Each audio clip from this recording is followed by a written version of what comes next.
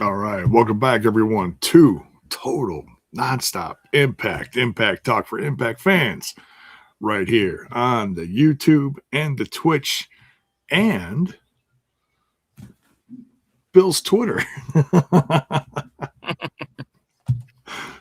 Trying to think of a smooth transition to say that, but there is none. It's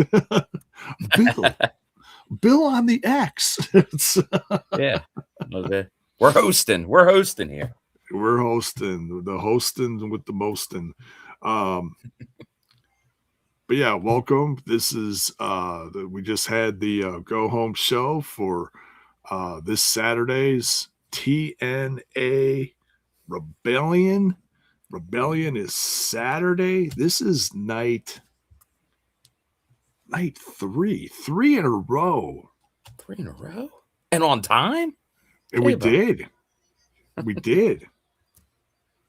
Might have been a minute late, but no, we're good. We're here. We're here. Alicia has the night off. She's working late tonight, so we'll hopefully she'll join us next week. And but yeah, man, what a week, Bill. Hey. Yeah, and if you've been on the journey this week with us in the world of TNA on TNI, obviously we did a show Wednesday about the numbers. Where were the numbers going? Well, we have the reveal today, almost a whole reveal, but we can review, and I got to pat us on the back, J-Bone. I think we did pretty good on our Tuesday show on thinking these through. So I think like the only announced town we really didn't mention at all was Brampton, Ontario. I think that's the only one we didn't mention on the show. But every other show, like, and we didn't mention. Well, I think we did mention actually probably when we were talking about Florida. I think Tampa may have been thrown around at one point. But it was somewhere in Florida. We really couldn't ascertain where it was, but it felt like central to south, and it's right there in central Florida. So, okay. So we were darn close. We were darn close. Well, we'll review all those as we get through the show here. I got the visual. We'll put the visual up in a little bit. Yeah, well, we'll put up in a moment, but that was obviously Wednesday's show. Yesterday, obviously, is the news still everyone's talking about. People in this company aren't talking about. Like, it's more really no one at TNA is really talking about this. It's the other companies. Well, it's a certain company in Jacksonville where a lot of people are getting very upset about all this. But it's let's just say it, J-Bo. It's about damn time that what happened. Yeah, like maybe it could have been cleaner. We don't know what happened behind the scenes to push some of this, but in the end, it's the right way to do. It's something that should have been done for a long time, and it's. But once again, people want to have those foggy, rose-colored glasses on, depending on what they watch and what they want to root for, and it's been going on. Like it's a very one-way street. How these are handled on Independence, so it's good that it's finally happening. But obviously, feel free to go back later, check all that out. You'll get all of our opinions. We'll talk about some tonight. We'll talk about some tonight too. But obviously, those were the last two shows because more and more is coming out. And we'll get into some of the other stuff. A lot of good comments already, but I know we got some super chats to start off. Yes. Yeah, let's dive into those. And they're open. The super chats. They're yes, always open. And then we're going to talk about some updates to Twitch as well. A lot of new stuff happening. It's always a work in progress. I can't show them on the screen because I came in too late to the setup here, but do you see them still, or do you need me to? I'm on a separate tab, and I'm going to read them. YouTube page itself, not in the studio here where I typically read them from. But here we go. So Dr. Gerbs, 20 spot. Thank you so much, brother. Madvicat, you already know.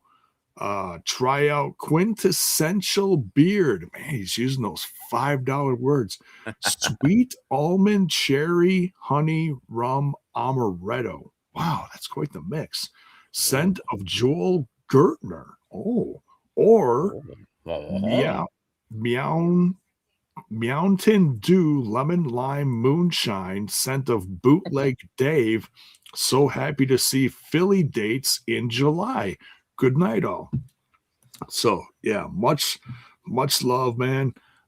Thank you so much for always supporting us, Dr. Gerbs. So yeah, MADVOCAT to go to the website there and get yourself some beard stuff. What is the beard site again, Bill? Hold on a sec here. Hold on. I'm having a senile moment. You'll have to excuse me. He's always on here, and I should just know it like that, but I don't ever like that. Madcatbeardcare.com. Mad Cat Beard Care. Okay. There you go. Okay. So thank you again, Dr. Gerbs. Next, we got Bell's Boy with a 20 spot. Thank you so much, brother. Good evening from SoCal. So MJF skewered TNA and Carlos Silva not once but twice today. Dani Luna had her last TNA match. Rest in peace to Zaya Brookside's dog. Oh, I was not aware of that. Slammiversary is coming to Boston, and Rebellion is Saturday. Bye now. All right. So, but yeah, I love Ray J's comment after that. MJF is just bitter. Yeah, of course he is. He's going to shoot his mouth off. But yeah, so welcome everyone. Thank you all for the love. Super chats, super stickers, always open. Greatly appreciated. Helps keep the old show afloat. And thank you to our members. And speaking of members, there's some stuff in the works. First, I'm going to talk about Twitch. And I was working on some stuff earlier today. So if you're watching from Twitch, first of all, thank you, because our audience is obviously smaller on Twitch, but we do have a few subs on there. And for those who are subbed, you will notice, or those of you who are Twitch and aren't subbed, well, here's a little motivation. You've got a bunch of new emotes you can use in the chat for when we're talking about your favorite star. There is, give me a second, I'll look them up. Took out some of the older ones, but and if anybody is on the team Twitch and is a member that wants to, that is subscribed, that wants to show them off. Yeah, there is. So there's a Mike Santana emote. There's an Ash emote. There is a bunny emote. A little creepy, but there's a bunny emote. There is a hometown man emote. There is a new moose emote. I took out the old one. I put in a new one. And there is an Elijah emote. So if those are any of your favorites, you want to jump on, you can get those when you sub to the Twitch. And I don't know why I'm not seeing the.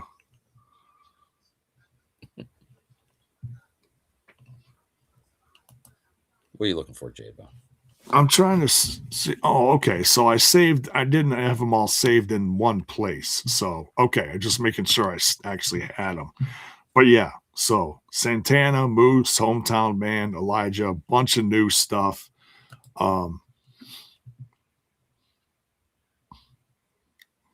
It's no, it's not this right here. It's the picture of him with the face paint on with the title, but very it's nice. just the head. So he's There got you the go. red, the red war paint, whatever you call it. I thought that was pretty cool. So when do we get YouTube emojis for members? Says John Paul. It's a work in progress, man. I gotta look into it. I think that is an option, but I gotta look and see how to do it. So just be patient. Another thing that is coming is the Patreon. The Patreon's coming back after about 3 or more years. Patreon's coming back. We're going to have new content Like the for you Undead guys. Realm. It's coming back. Yeah, exactly. Yeah. So we're going to be working on new shows, maybe bring back some old ones, little mix. We'll see. And maybe even bring back some old bandmates. Oh, double maybe. Yeah. We were talking to Trent in the Facebook chat, and he seemed pretty excited about that. So maybe we can twist his arm and bring him back. So for some some content. So but yeah. Nice. A1 Hydra says, can you copy Eddie and Santana face above you guys? Oh, these for emotes? Yeah, they're pretty cool. We'll see. It's still, like I said, it's a work in progress. I only got so much of them done today. But yeah, Eli, yeah, we're gonna talk about that. I'm gonna post the schedule up on the screen here in a little bit. But yeah, so Patreon's coming back, new emotes for Twitch. I'm gonna check on the emotes for the YouTube stuff. I gotta look that up. I gotta look it up. But what's Armin says, what's coming first, Patreon or the cleanse? Patreon's I dare say Patreon will come first. Patreon, like I said, it's all a work in progress. Nothing's going to happen overnight because we got to, find the time to do the content. It's all about, we got lives, we got work, we got lives, we got all that stuff. But I feel it's a good time because the brand is really growing. So I feel it's a perfect time to bring it back. And yeah, I'm excited. So, but just be patient. It'll be within the next month to 2 months. Absolutely. And I'm putting a guarantee on it right now to hold myself to it, to make it happen. So Critical Sting, the cleanse or GTA 6. Oh, well, that I might go with the cleanse. Yeah. GTA 6, that's like George R.R. Martin finishing his last book. It's never happening. So it's on the delay plan for quite a while. So let's see, you mentioned Trent. He's already taken fire. The cleanse countdown has lasted longer than Trent's marriage. Oh man, we haven't heard that joke in a long time. Yeah, it's been 3 years plus, probably. That's an old school person right there. That's a deep dive. That is a deep dive. Talk about Trent's marriage. That's he's still in therapy, folks. He's still in therapy. No, I'm kidding. But yeah, good evening. We got a great number of people watching tonight. So welcome everyone. Make sure if you're on YouTube, make sure you smash that like button, smash that sub button, ring that bell for notifications. That way, when we get more content to you. And we are also on audio. For those of you who are audio listeners, just type in We Talk Impact and you'll find all the links. Plus, they're in the description of the video as well.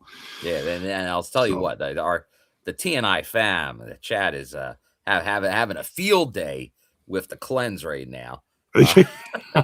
But also with us, JBL storyline versus Patreon from A1 Hydra. Now that's hopefully because the JBL storyline ain't happening unless someone surprises us or something. I'd like to close the book on storyline, so I'd still do it at some point.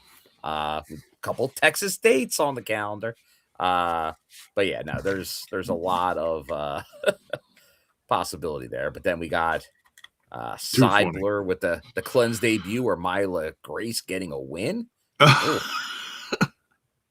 Oh, she's gonna get wins.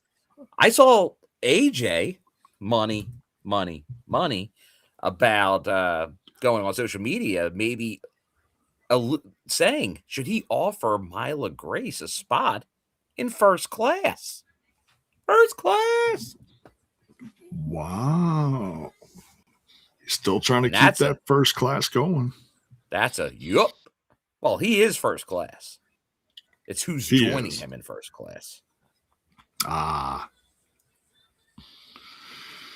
And he was out there. He was out there telling people, like, don't you be talking about my salary. Yeah. Because there's a lot of people, as we talked about yesterday, with opinions about this, thinking they know what's going on, including certain champions and other places that just all they do is listen to dirt sheets. Yeah. That don't know what they're doing. But as Moose was getting to, I do like a comment we got early in on the show here. From Hydra. Let's play a TNI game. Who's the rat in TNA? Who's speaking to the sheets? Sadly, I like that was a bigger issue in the past, but there are still obviously some leakers, although I think a lot of that had to do with Maple Leaf. I don't think that was largely TNA related. But there's always, I think they tightened the ship over the last year or so, but there's still some leakers. It's not complete. Yeah, they got which will be tough. It's tough because every promotion has some leakers, but you want to get as much of that out of there as possible because you want to be one. You want to do the old Diana Rossini, Mike Vrabel. You want to get those interlaced fingers. Get that going. The kid in the cemetery is the leaker. Oh, there you go. It's Abyss. Abyss is a leaker. Oh my God, that was so good to see him. But we're going to cover it all tonight.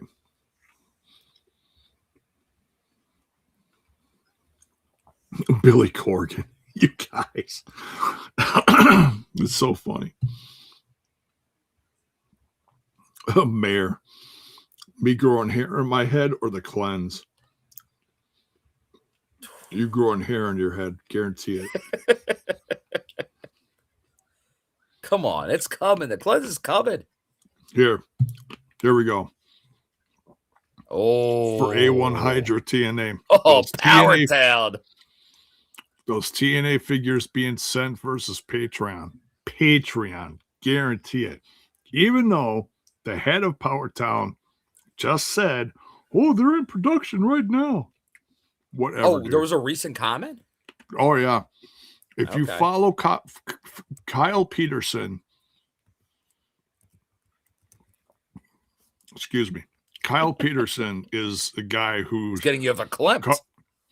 He covers a lot of action figure stuff. He does a lot of unboxings. He's got his own podcast. He's big in the world of action figures. And he's got about $2,000 to $2,000 invested in Power Town right now. He's waiting for a lot of figures. The TNA, the Remcos. There's that Series 2 of whatever they're called. So, yeah, he's got a lot of money invested. I just have the money for the TNA figures invested, which is $250, whatever the hell it was. But by the time it comes, all those guys are going to be out of TNA. Half of them already are, sadly. But still looking forward to them. But yeah, I don't know. It's not looking good. But he says everyone that ordered stuff is going to be getting them. So yeah, okay. Ponzi scheme. Yeah, no shit, right? Well, he Kyle Peterson also did let us know that Magnum TA and they left, right? Yeah, who's the other guy? He was part of the AWA. I can't think of the guy's name. The two wrestlers that were like part of the marketing team or whatever. They didn't like showing up at events and a bunch of fans asking them what's going on with action figures. Yeah. They thought it was going to be a Christian gig. It ruins their reputation, and they embarrass themselves on these podcasts. You know, they didn't know shit. You know, pardon my French, but they didn't know shit, man. Really didn't. I wouldn't expect them to. They were there.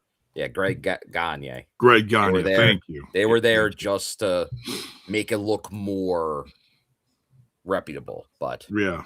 Oh, we got names. Oh, yeah. Now you ain't got nobody.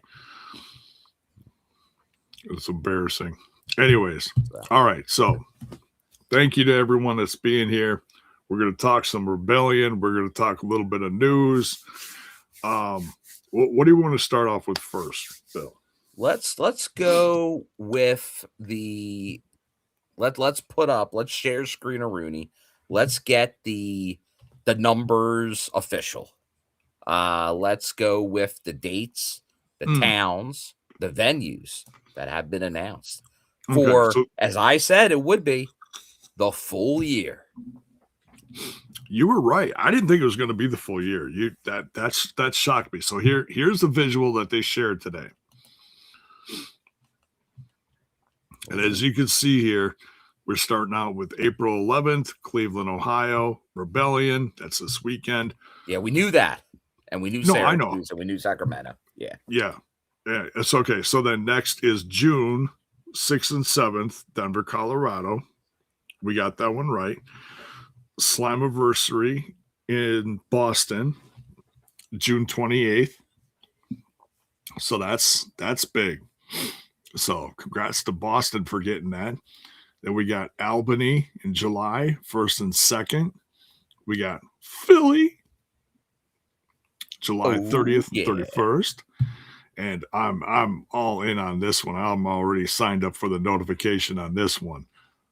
Chicago, look out. August 23rd. I'm guessing that's going to be some kind of special show. I don't know what. But it's going to be following Slammiversary, so I'm thinking it's going to be pretty big. And it's in downtown Chicago. It's one of the smaller arenas. It's like a 9,000, 8,000 seater. But, you know, good stuff. It's about, 10 blocks east of where we used to go, so not bad. August 27th and 28th, Brampton, Ontario, Canada. Now, where is that near? Like you're going up here. That's drivable for me. That's like going up Toronto way. Okay. Gotcha. Okay. So that neck of the woods. Okay. And then just see if there's any other closer towns. Yeah, I'd say Greater Toronto area. Like that. Okay. That covers their Toronto market. Okay. So a suburb-ish. Okay. So September 24th and 25th, San Antonio, Texas. We're deep into summer here. And then October 11th, Bound for Glory, Tampa, Florida. Nice. October 14th and 15th, to be determined. Okay. So they're working on something there. Edmonton, Alberta, Canada. Back to Canada. Yeah. That's westbound. Another right? visit to Western Canada. So they're definitely doing, you see them kind of lined up there. They're doing a swing around Western Canada because you have Edmonton and Calgary. So that makes sense to kind of do them all together. Yeah. And as it was said in their statement, both Chicago and Edmonton look like new pay-per-views. Oh, that's interesting. It looks like they're going to go to a 6 pay-per-view model. A big 6. So it's not just going to be one of the fill-in between ones. It doesn't seem so, because these are one-offs. I think it's going to be a big 6. Okay. Which that's very news. And that could be what's in the box if they're announcing what's in the box of exactly. Could be a comeback of what of an old pay-per-view. So if there's an old pay-per-view theme, like we saw Abyss, it could be. Maybe Abyss was in the box, Jaba. Oh man. Maybe someone is in the box. It's Abyss's head. No, I'm kidding. Calgary, Alberta, Canada for November 18th and 19th. And then first week or second week of December, I should say, 10th and 11th, to be determined. And then December 17th and 18th down to El Paso, Texas. So we got that one right too. So we got a bunch of these right. They had some good hints. Yeah. So, 2 days ago, we were talking about the Alamo. That's San Antonio, right? Yes. Okay. So we didn't say San Antonio, but we said the Alamo. Well, so. no, we said San Antonio when we were talking about the Alamo. I didn't think we specifically said it, but yeah. There ain't no basement there, J-Bone. Well, maybe that's what's in the box. Maybe the basement's in the box. So there's the schedule for the rest of the year, and like Carlos Silva, just need to know a few towns, those to be determined. Like it feels like post Tampa, I'd imagine it'd be down in the southeast, likely still in Florida, maybe another area of Florida, but it could be Georgia, could be somewhere else. But if I had to guess, I'm guessing they're just looking to nail down the right venue for Florida, another Florida set of tapings. Do they want to hit the Orlando market, somewhere else? We'll see. They're working very hard on this schedule, and I give that TNA Crew a lot of credit. You're seeing more dates than ever. You know, no, they've never been this far ahead. They've gotten better, because I still remember dates being announced weeks. Like a month if you were lucky. There was an error of that, where it's like when's the next set of tapings? You'd find out maybe a month ahead of time. Not always. Sometimes it was a few weeks. So now that's great that they're doing this. And I know Carlos even said they're already working on 27 dates. Yep. Head of the game. That's what you got to do, because now you can, and a lot of these on sales are in the next few weeks. So they're putting this stuff on early. So like if you're going bigger venues, you can't turn it around in a month. That's asking a lot. So the longer you can do this, the more you can utilize local promotion, but also use the big, vast company you have to do it, the better. Yeah. It's all a sign of growth. It's all a benefit to being in this partnership with WWE. If you're in a partnership with the biggest one in the game, you can work with / and around stuff. You can say, oh, well, what are their dates towards the end of the year? We don't want to, make a mistake and match one, So there's a good line of communication going on there. You don't have to worry about other ones. They got to worry about you now, right? So, yeah, not bad. Not a bad move there, TNA. Congratulations. So, you ready for some deep dish pizza there, bro? Oh, I love a good deep dish. little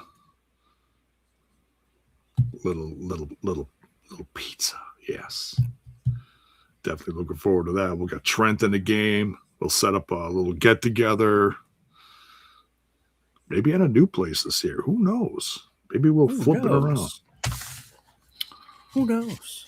But that China buffet was really good too. We did that a few years ago. We did do that. So I love a good buffet. But yeah, anything else we want to touch on before we dive into?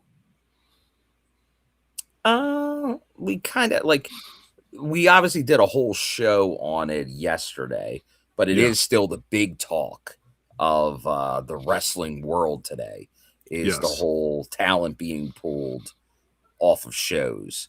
Because a lot of it was official as of late last night, right before we went live, was between the statement and stuff, matches officially being canceled late last night. So yeah, there's a lot. And we know the reasoning that was put out there was partner conflicts. You can, once again, I think you're assuming where you want to go with that. I know most people are going in the WWE is the partner camp, or maybe even AMC is the partner camp. But I feel that's more probably a combined on what, because I know Nick Nemeth, I think he was doing his show on Busted Open today, and he talked about it briefly, where he kind of said there's things going on in directions where I think some things changed, and we always know cards subject to change. It's on every wrestling card ever, and there's a reason for it. And I think that's part of what, once again, there were 3 different situations that we were kind of aware of, but it does look like this could be now an ongoing change, which I think a lot of people are I think more people are on board with, okay, if that's going to be the going forward policy, they're on board with it. It's the ones that wanted the dream match or too short notice, things like that. But depending if something did change, if there was some, I know, Mike Elgin came out today and was because you're having everybody comment. You're having Austin Aries comment. You're having Elgin comment. All people that have been in TNA under very different administrations talk about this whole getting pulled from shows or indie bookings and stuff. Because Elgin was one of the ones that had a title, and he lost the match at Pro Wrestling Guerrilla as champion of TNA, and against the recently major league signed Trevor Lee. And he's like, well, the person that made the match said that was okay, but the boss wasn't okay with that. But of course, they shouldn't be okay with that. But that stuff was happening in TNA for years. Now, was some of it people in the office not doing their job? I'm sure there was part of that. But this helps. And once again, did that happen this time around? I don't know. Did people agree to things they shouldn't have agreed to? Maybe. And then other people are catching wind of it and are like, well, what are you going to do here? You're going to have him. He's not winning? Or he's going to do this? This is the finish? No. You're on AMC, you're on WWE, you're in this angle, you're giving this guy a belt. Those are all good reasons. So like there could have been some on TNA side, maybe people not all in the know or all realizing what should have been taken into account, not knowing it, or maybe they thought it was going a certain way and they found out it wasn't. Maybe a little carpet being pulled from underneath them. That happens. This is a carny business. So let's not, even though I'm good handing today with the carny handshake. You can't always trust a carny. So it wouldn't shock me if some people reneged on maybe some promises. So, but going forward, because once again, I've been a proponent of seeing this stuff on the indies and being at matches where I'm like, there's no way they can do this kind of finish. And they do that finish because somebody's pulling a power play on like, this is how it's going to go. And the other one's like, let's just get some money, make some money off this. And who cares? And that was kind of, and if everybody's on board with that, like I said on the show last night, I'm fine with it. Like, it's great to give your local guys a rub off of people on TV because nobody's going to see the footage really. So it's great for that local audience. But the more bigger deals people are making out of some of these indie promotions and them streaming and stuff like that, I get it. You got to protect your investment. Yeah. Especially as you look at the crowd. But if people do have opinions on that, because I know that's a very hot topic out there, we're not shying away from it. Give your opinions. Yeah. Throw them in the chat. We'll talk about it. Let's talk about it. With the lemon pepper steppers. No, I'm just kidding. So, but yeah, by all means, when you have time this weekend, go check out those videos. We had great numbers for them. We really appreciate everyone coming to check it out this weekend. This week, this is number 3/4 in a row. 2 of them today, and then we'll also have coverage of Rebellion on Saturday. So very excited about that. Just adjusting a few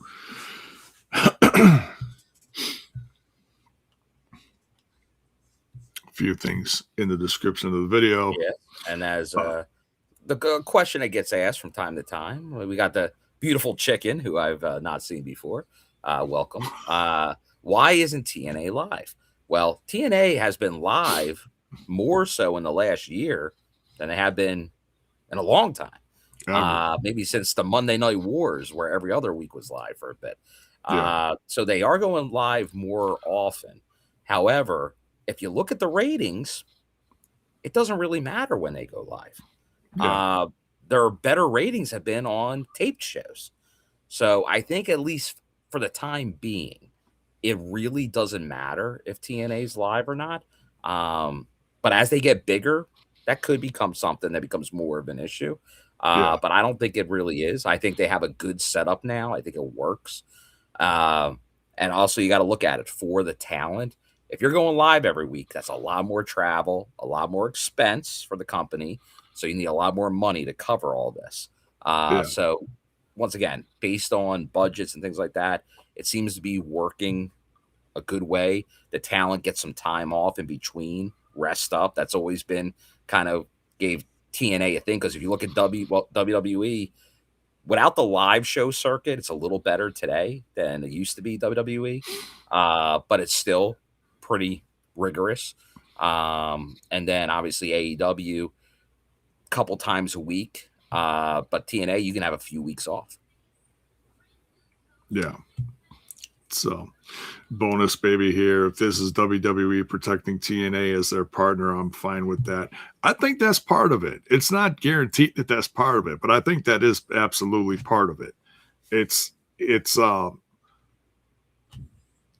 I think a good part of it is, something that's going to help with this partnership is people recognizing that TNA is a name that should be having some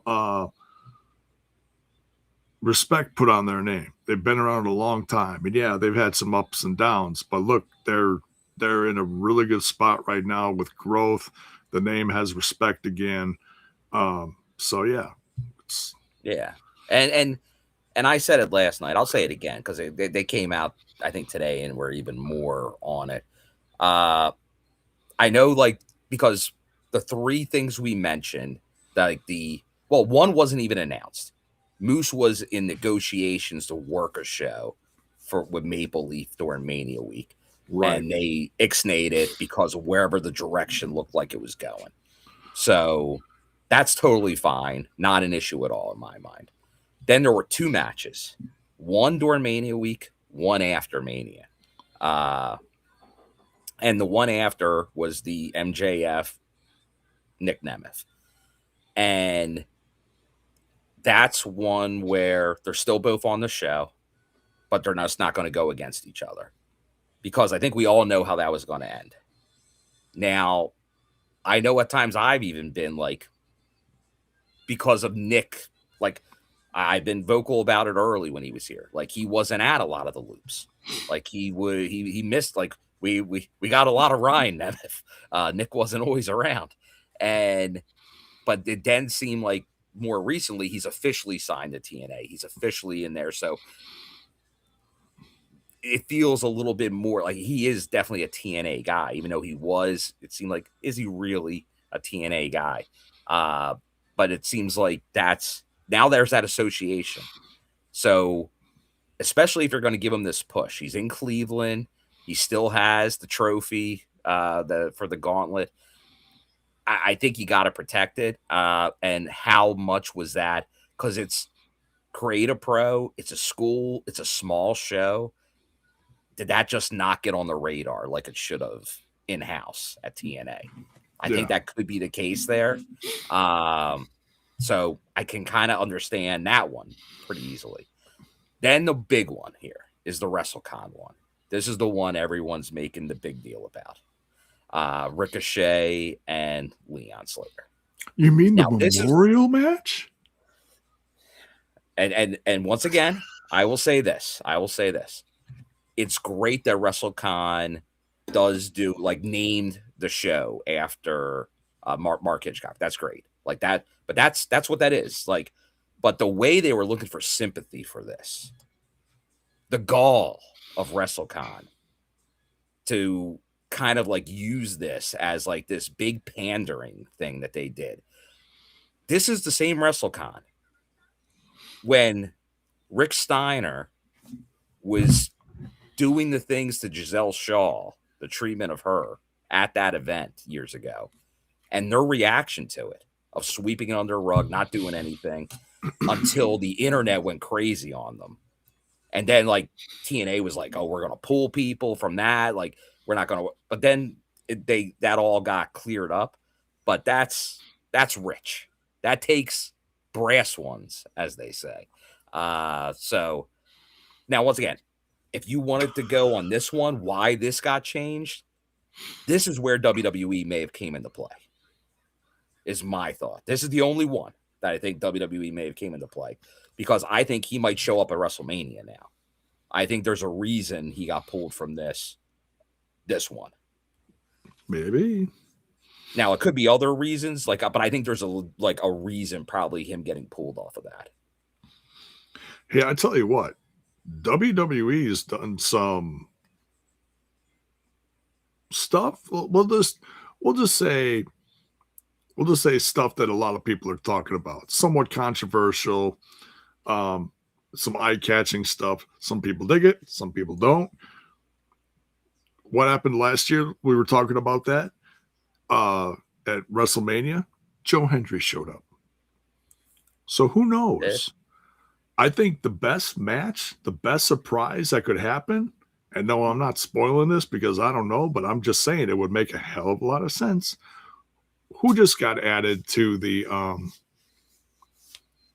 ladder match, the Intercontinental Penta match? Who, J-Bone? Who? Rey Mysterio. Ooh. What better surprise than to have, okay, now you got 6 guys. Why stop there? why not throw Leon Slater in the mix? He shows up at the X Division Championship, or maybe he loses at Rebellion, and it's a perfect opportunity for him to just make an appearance, whether he is a champ that's like, or I'll not. wait and see. Like I said, I think a few of these things, we'll see what happens. Yeah. Rebellion and maybe right after, and that may tell more of a story on why some of this stuff happened. Because I know, like, one of the things is like, oh, just let these ones play out and do it. That's all well and good in theory, but I think if that could have happened, it would have happened. Yeah. There's a reason they're not happening. Like, because nobody wants to be like, oh, we were going to do this. There had to be reasons for it not to. And I think, honestly, based on what we've seen, how people have acted, I think I'll wait to see. I'll wait to see. Could be wrong. Could be right. That's what I do here. I just quote Billy Joel all the time this week on the show. And then you have someone talk about The Boys, so that's what I'm doing. I'm quoting Billy Joel because it's all about Billy Joel and The Boys. There we go. That is... Oh, critical sting. Run forensics on JAYBONE'S lollipops. They're just a bunch of Tiger Pops. That's just a big bag of cheap pops. There's nothing. Cheap pops. There's nothing cheap in pops. Cheap Is this pops. the wrestling business? Cheap pops. We're all about the cheap pops here, bro. Oh, there's nothing. No. And the gummies are. I don't know where the gummies are. The gummies are somewhere else. No gummies tonight. No gummies. Those are strictly medicinal for the pains of work. We'll just say that. So, because the Bone Man is not getting any older. And for someone in the comments said something about no one cares about 50-year-old AEW opinions or 50-year-old fans. Hey, be nice. I'm over 50 and I like a lot of different wrestling. I may not watch AEW, but I'm over 50, so just be nice. Don't go after the Bone Man. I'm an old bone. Put some respect on the bone. All right. One other piece of news I do want to give a shout out because her book came out.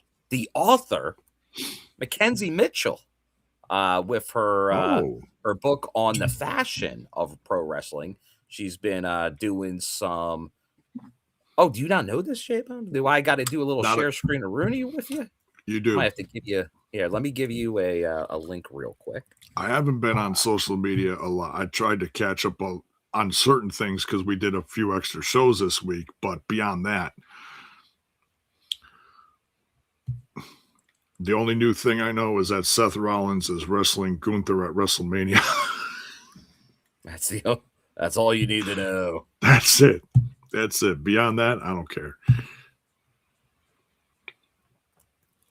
Hold on a sec here. I'll just go to her pinned comment here. Oh, there you go.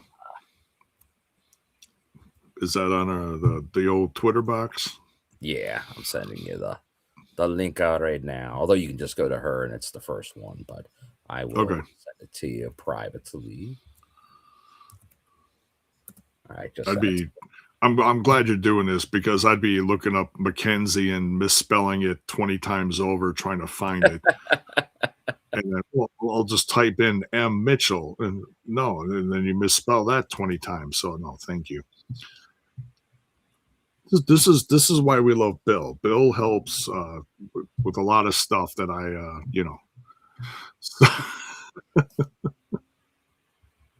That's what we're all here to do in the wrestling community. All right, here we go.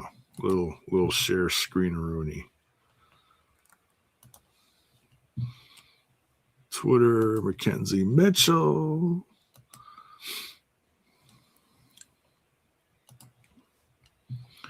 Threat, is that Macho Man? Yeah, it is.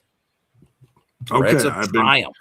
Says, I've been keeping a secret. I wrote a coffee table book. Oh, that's interesting. And this was from a little while back, so it's now out. Like, you can go on Amazon, all the different, like, go to McKenzie's thing. She has a link tree, all the different places you can buy the book. And she'll be, like, tomorrow at that meet and greet in Cleveland.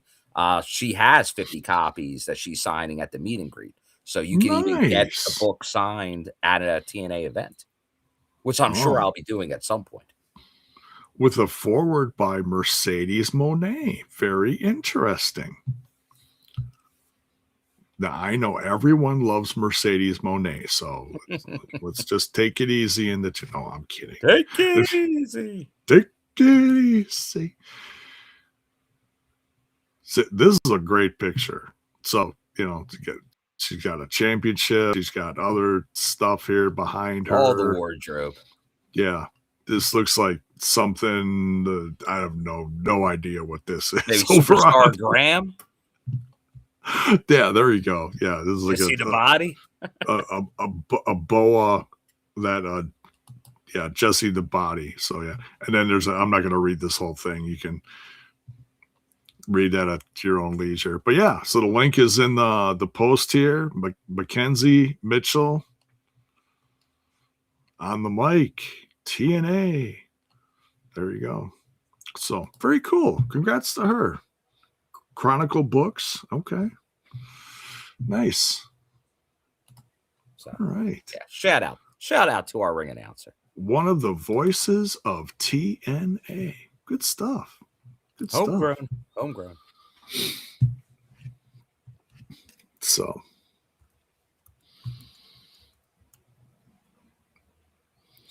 I think that's most of the news. Yeah.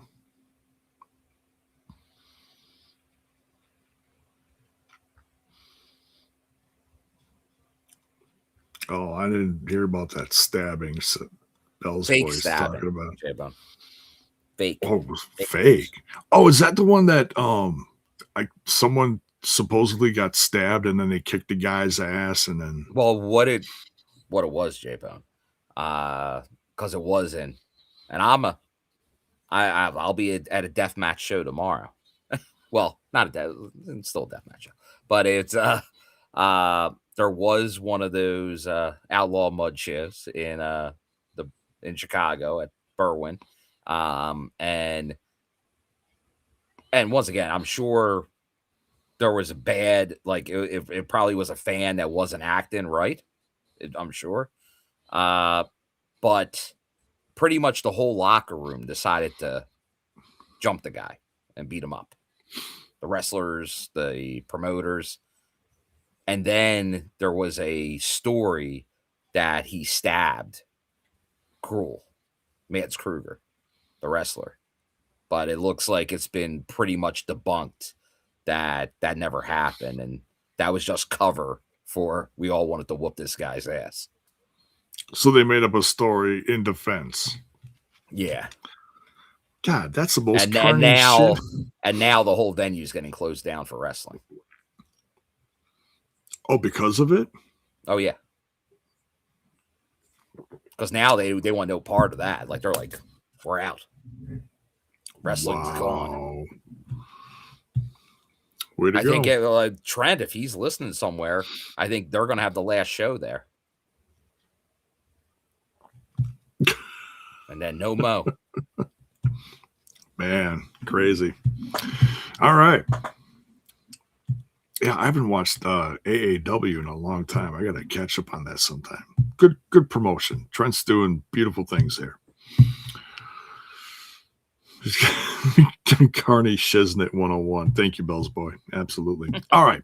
Let's dive. We've done almost an hour's worth of talking about stuff from this week and news and reveals and all that. So yeah, let's dive into tonight's TNA Go Home show for Rebellion this April 9th, 2020. I'm still running 2025. What the hell's the matter with me? 2026. Come on, Jada. I know it's gonna be 2027 and you're gonna be writing 2025. I know, and it's going to go back. You're going to be like 1996. Yeah. It's a great year. Yeah, Jiminy Christmas. That was 4 years after I graduated from high school. That was the year I discovered weed. And I don't remember a damn thing.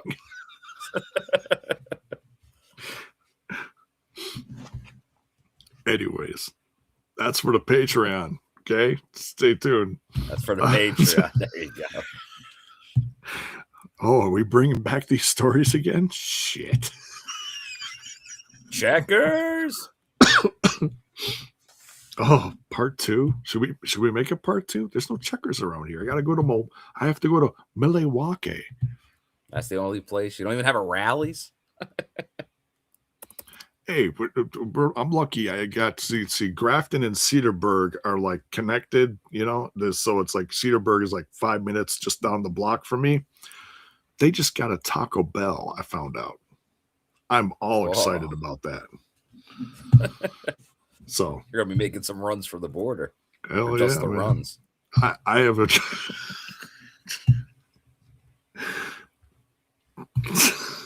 Taco Bell and Tums. Let's go. All right. TNA, April 9th, 2026. So starting out hot with the contract signing.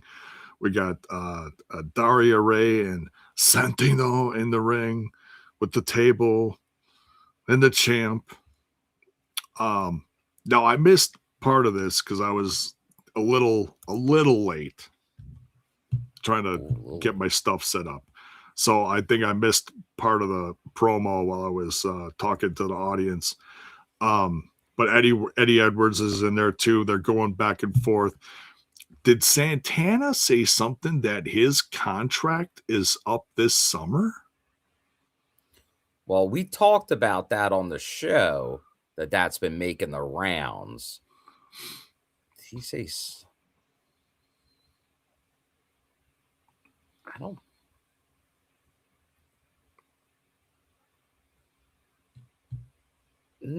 don't think he said anything particular. Like maybe there was some hints that like where he would go if he were to lose, like what would be the end result. But I don't think he specifically kind of said anything about his contract specifically. So I thought somebody in the live reaction chat said something specific about My that. guess is they're talking because that's the dirt sheet thing from this week. Okay. That I was surprised we weren't hearing about it more yesterday. Is that okay? Oh, his contract's running out. So, but I don't think they mentioned anything. I think that's just people mentioning that. Okay, we'll see. J-Bone will be shocked that Taco Bell is chicken nuggets. What? Chicken nuggets? I thought there was only one place for chicken nuggets.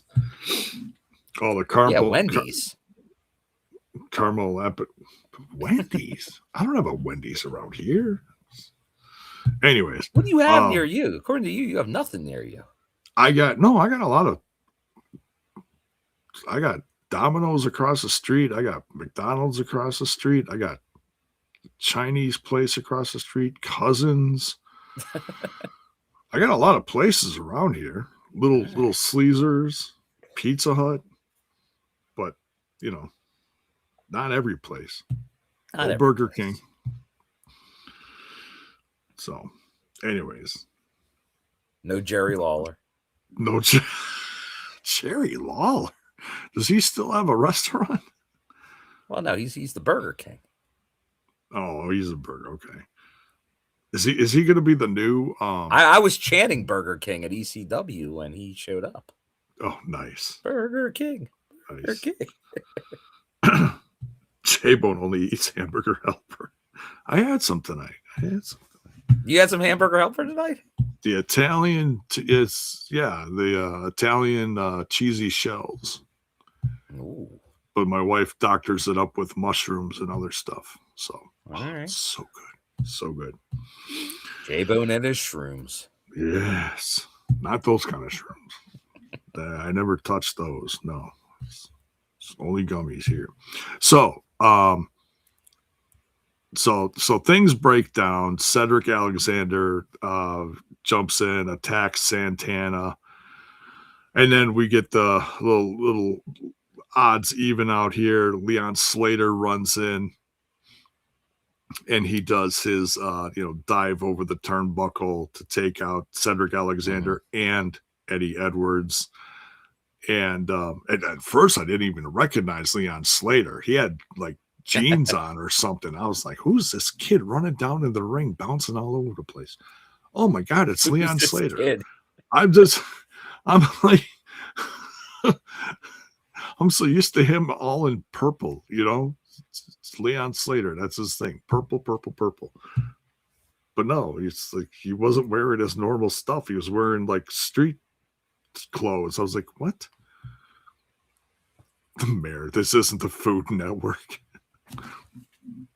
Yeah, I thought it was.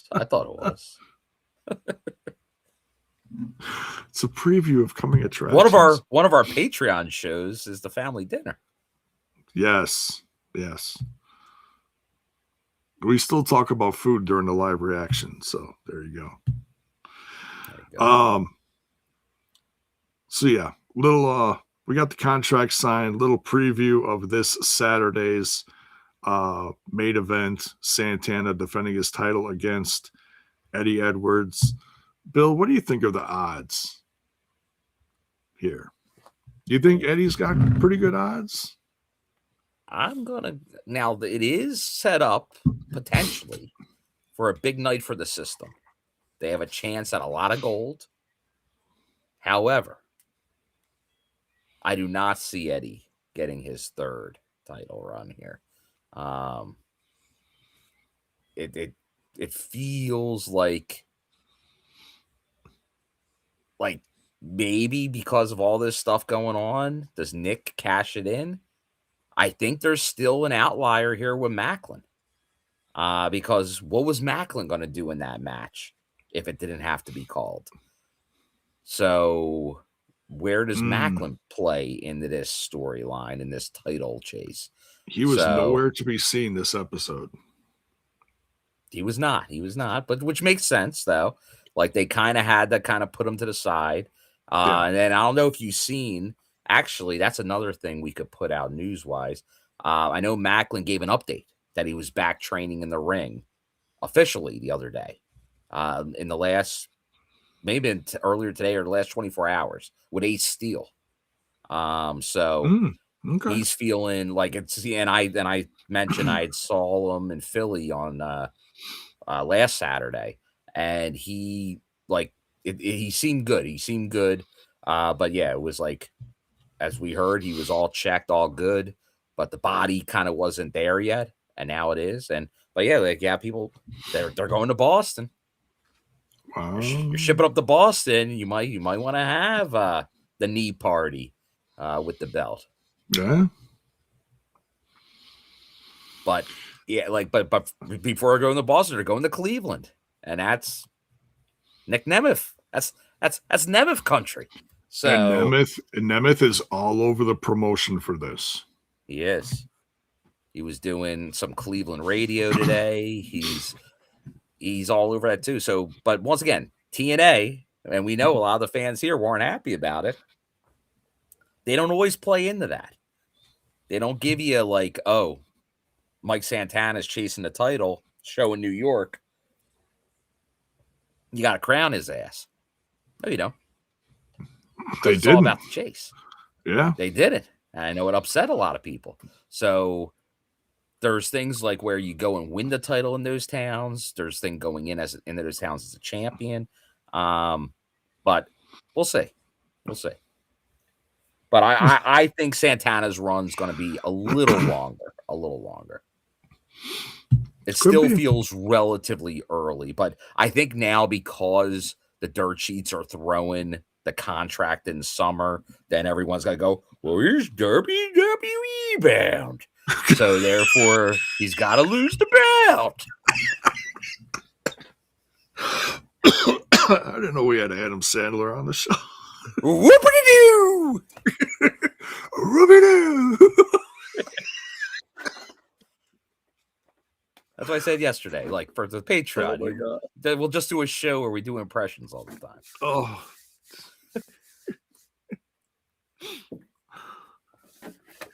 You got Adam Sandler and the prospector. They're kind of the same guy. Almost. It's like there's like just a couple degrees off. One's got hair on his head, one doesn't. Oh my God. All right.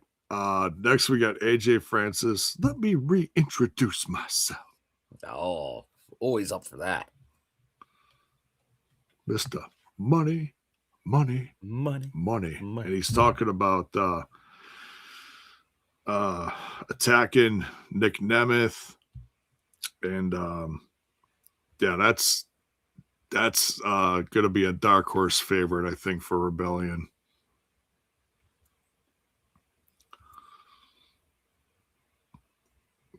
Little Tennessee whiskey in Cleveland. Who's hotter? And honestly, that's one I don't care who wins, because it's just I'm a huge fan of both right now. You know, Nick Nemeth I've been a fan of for years because I know how talented he is, and even though they didn't do much with him, you know, always had him on the shelf.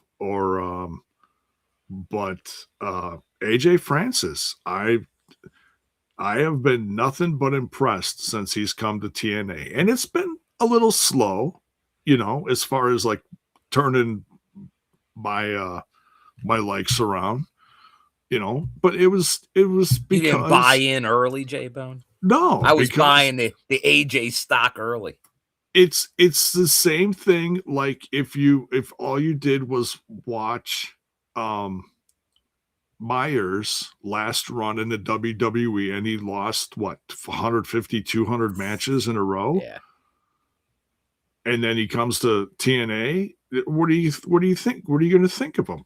Probably not very much. Brian Myers, that's the guy that won the tag titles with Trevor Lee. Brian Myers is great. He's underrated. Even though he's really me good. And Brian Myers sometimes are at odds. I will agree. He's been a very good hand. Oh. But yeah, so but yeah, definitely looking forward to AJ Francis and Nick Nemeth. Next we got Jada Stone versus Dani Luna. Dani Luna's final match. Maybe. Did you say maybe? Well, you never know, J-Bone. Well, I'm not saying that she can never come back. Forever's a long time. You know, unless you know if she like taped another match. Something. No. This is her last currently taped filmed match. Okay. But until she shows up somewhere else, like we've seen with some other talents, sometimes they come back. So I'll never say never until I see them show up somewhere else. Oh, yeah. I would absolutely welcome her back, because which should be potentially is her final match in TNA. Yeah. So, but yeah. And, you know, so if you know how the business usually goes, people leaving the company go out on their back, which is what happened here. Now I'm not going to say it felt like that was proper, and that's what happened here. Nice little match between. They're realizing it because, like, I think what we all saw, like, these last weeks, Jada Stone is turning herself into like she's becoming a star before our eyes.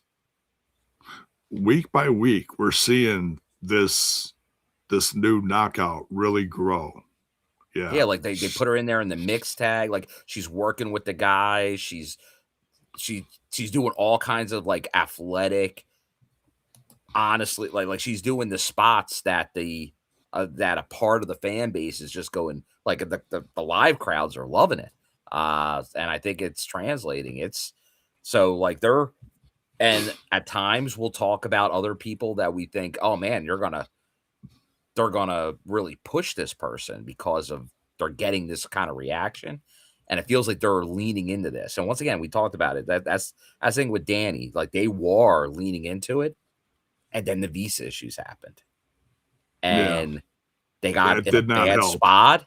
And at that point, because then they were running with the Ariana Grande stuff. And it's like, and that's probably a thing where, well, we can't do it this quick and turn it. So they got kind of stuck. Because you even see it like today, where like we know that like the same thing like with Nick, there was Indy Hartwell was in Chile for the last loop. And like she was making comments like well, we'll get into that in the show, but it seems like she won't be around for this obviously and the fallout. So they're kind of writing her off in a way too. But once again, was that partly because her push and momentum was with Dani Luna? And it was because they were having that feud for most of that. That was the build of Dani Luna was with Indy Hartwell, and I was getting her over too. So they both kind of lost that momentum due to that. And even Leon did because that like he was just not here. Like luckily he showed up a little bit more on WWE briefly. So it's just one of those things that sadly it didn't work out, but there really wasn't much more that could be done. But now though with Jada Stone, she's benefited from that. She's been getting a nice push here, probably a lot sooner than people thought. So we'll see where it ends up. Yeah. But big win. Like that's giving her a nice push as the win is like, hey, we're putting her over on somebody we were gonna put maybe as head of this division in the near future. Yeah. But because they're leaving, we're giving it to you. That's a hell of an opportunity. It is. It is. So you got two of the newest knockouts, both in separate big stories. You got Jada Stone, who just beat Dani Luna, feuding with Order 4's Tasha Steelz. Mm-hmm. And you got Myla Moore in the midst of this whole thing with Tessa and Victoria Crawford going through the realm, getting attacked by, Jessica. But we're going to get more of that later. There's a whole huge segment that happened. I absolutely loved it. The Emmy goes to the Undead Realm in this one. Eric Tompkins on the game. Yeah. So, but yeah, Myla Moore in the Undead Realm and Jada Stone doing great things in the ring here. So, hey, props to both of them, So, all right, we continue. Yeah, big win. Okay, so then she gets attacked by Tasha Steelz afterwards. Yeah. So this isn't done between Jada Stone and Tasha Steelz. Tasha Steelz was also on commentary, if I didn't say that. Yeah. So, Nick Nemeth is, this is okay. The Bioflex.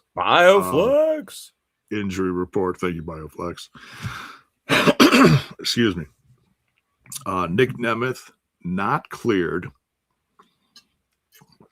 this week, but should be cleared by Saturday for Rebellion. It is match against AJ Francis, which will be money. Jody Threat is not cleared after her bunkhouse brawl match with Tessa Blanchard. And Matt Hardy is cleared, even though he's banged up from his attack from Dutch a few weeks ago. So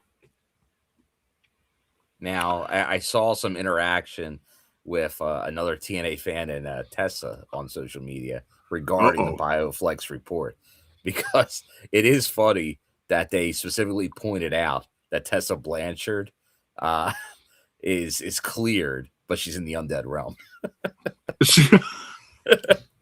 She's cleared for action, in the undead realm. Nobody's seen her. Timing. Nobody's seen her except for Jim Mitchell. So, hey, as far as the people in TNA are concerned, she's a no-call, no-show for this week, which doesn't look good for her, but she can't help it. She's stuck where she's stuck. So we'll find. I got a feeling we're going to find out sooner rather than later what happens to the Diamond. What do they call them? The Diamond Collective. Diamond Collective, correct. The Diamond Collective in the undead realm sooner rather than later. Oh, jeez! Look at this. He's got the shades on. Diamond Collective. I saw someone in my store this week that had shades on, eerily similar to that. They were giant pink shades and jewels all the way around the eyes. I was like, oh my God. It made me think of those. It's great stuff. So, all right. Elijah. I love this segment. Elijah walking through the cemetery. Oh, yeah. It was very good. And talking about all the people in the cemetery in New Orleans are buried above ground. That's because of the flooding. And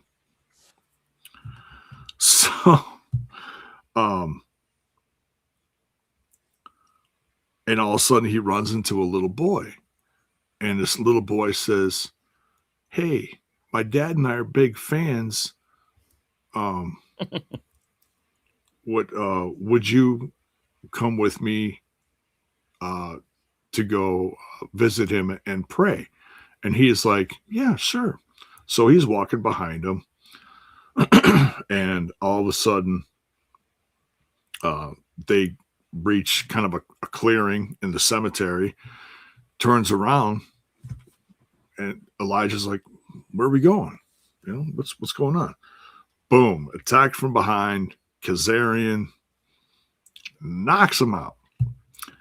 And and he does a biblical quote from Romans. And I was like, wow, very interesting. It's more than one occasion recently where they're involving some kind of rhetoric with faith, and or Elijah's faith in a storyline. Very interesting, And I'm not going to sit here. I'm not a Bible thumper. I have my own faith, but I just I got a lot of respect for TNA because you don't see that a lot in professional wrestling where people talk about their faith and such. So very interesting. So but yeah, so it's all stuff leading up to Kaz versus Elijah at Rebellion. Now, when I was watching this, J-Bone, have you ever seen, now I know sometimes when we talk about your movies, there's some I think are obvious that you don't see, but other ones you do see. But have you seen the movie Double Jeopardy with Ashley Judd? Is that one of those? Tommy Lee Jones. I was going to say, is that one of those ones with Morgan Freeman, or am I thinking of another? Well, you're in the ballpark, Jada. In the ballpark. Okay.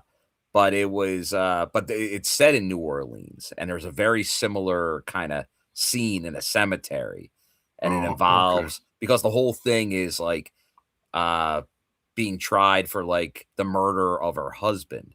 And then but then like the kid, but it was actually because he had an affair and went with another woman raising her kid.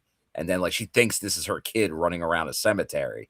And then like but it's all to like kind of knock her out. So sort of like we saw with Elijah. So it was just, it was very reminiscent of that. But no, I thought this was well done, different, and taking advantage of some of the New Orleans lore. Yeah. Good job. Very cool. Yeah. Good cinematic stuff. Yes, Bear. I was getting to that. Typical Kaz gave no serotonin. Kaz gave the kid $20, even though the kid thought he was going to give him money. He's like, "Hey, I thought you said $100." He's like, "Nah, sometimes life sucks, kid. Get out of here, you little mark." It's like, we need more. That's what I need from Kaz. Kaz is great, man. We got a biblical quote and telling the kid he's a mark and get out of town. Unbelievable.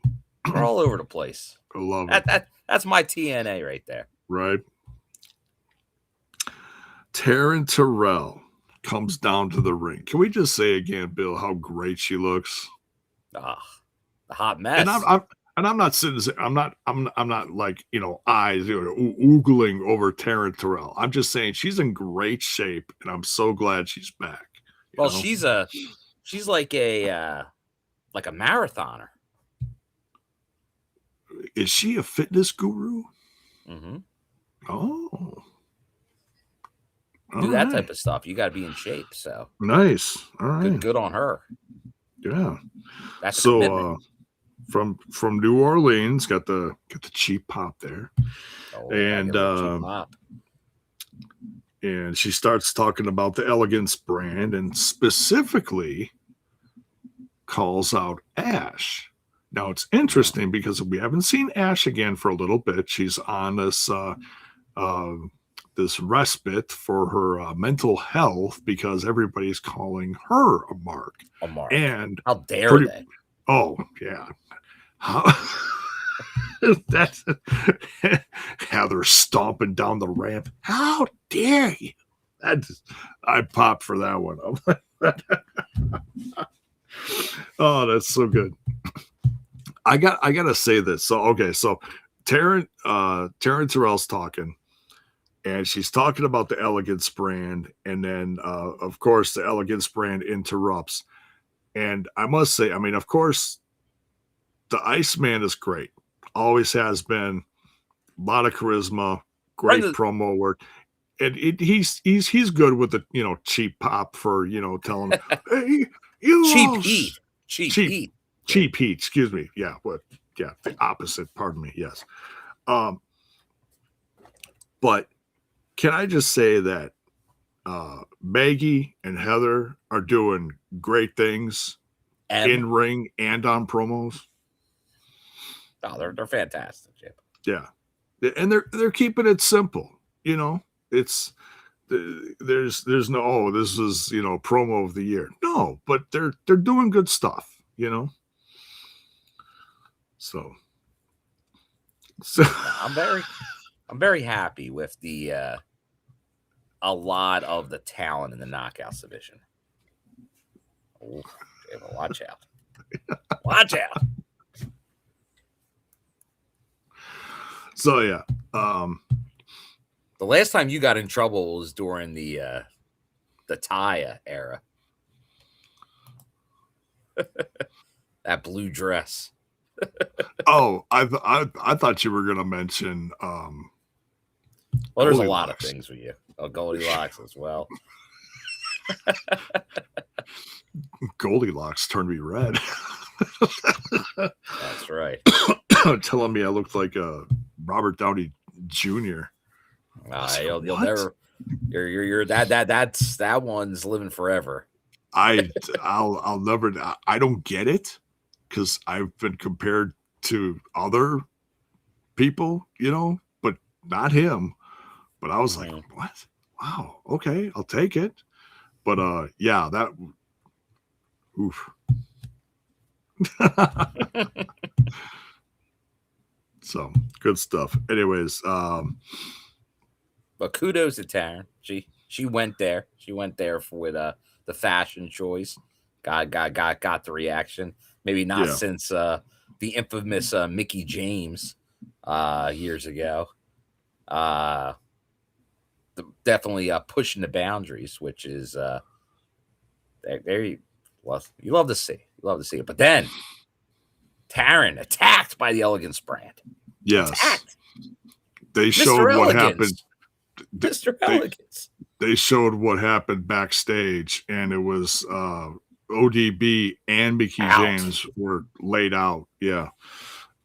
So, and they're like, oh, there's no one here to help you now. What you going to do? And they're walking down, and Mr. Elegance is doing this. And he's just that's I don't know what's more terrifying. The girls of the Elegance brand saying, oh, you're all alone. We're coming for you. Or Mr. Elegance coming down the ramp and doing this at you. I don't know. What is that? Squidward's going to get you? What the hell is that, Bill?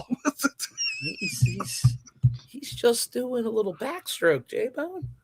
He's walking forwards. He can do whatever he wants, J-Bone. He's that elegant. Now I want to see him in the Undead Realm. I want to see him interact.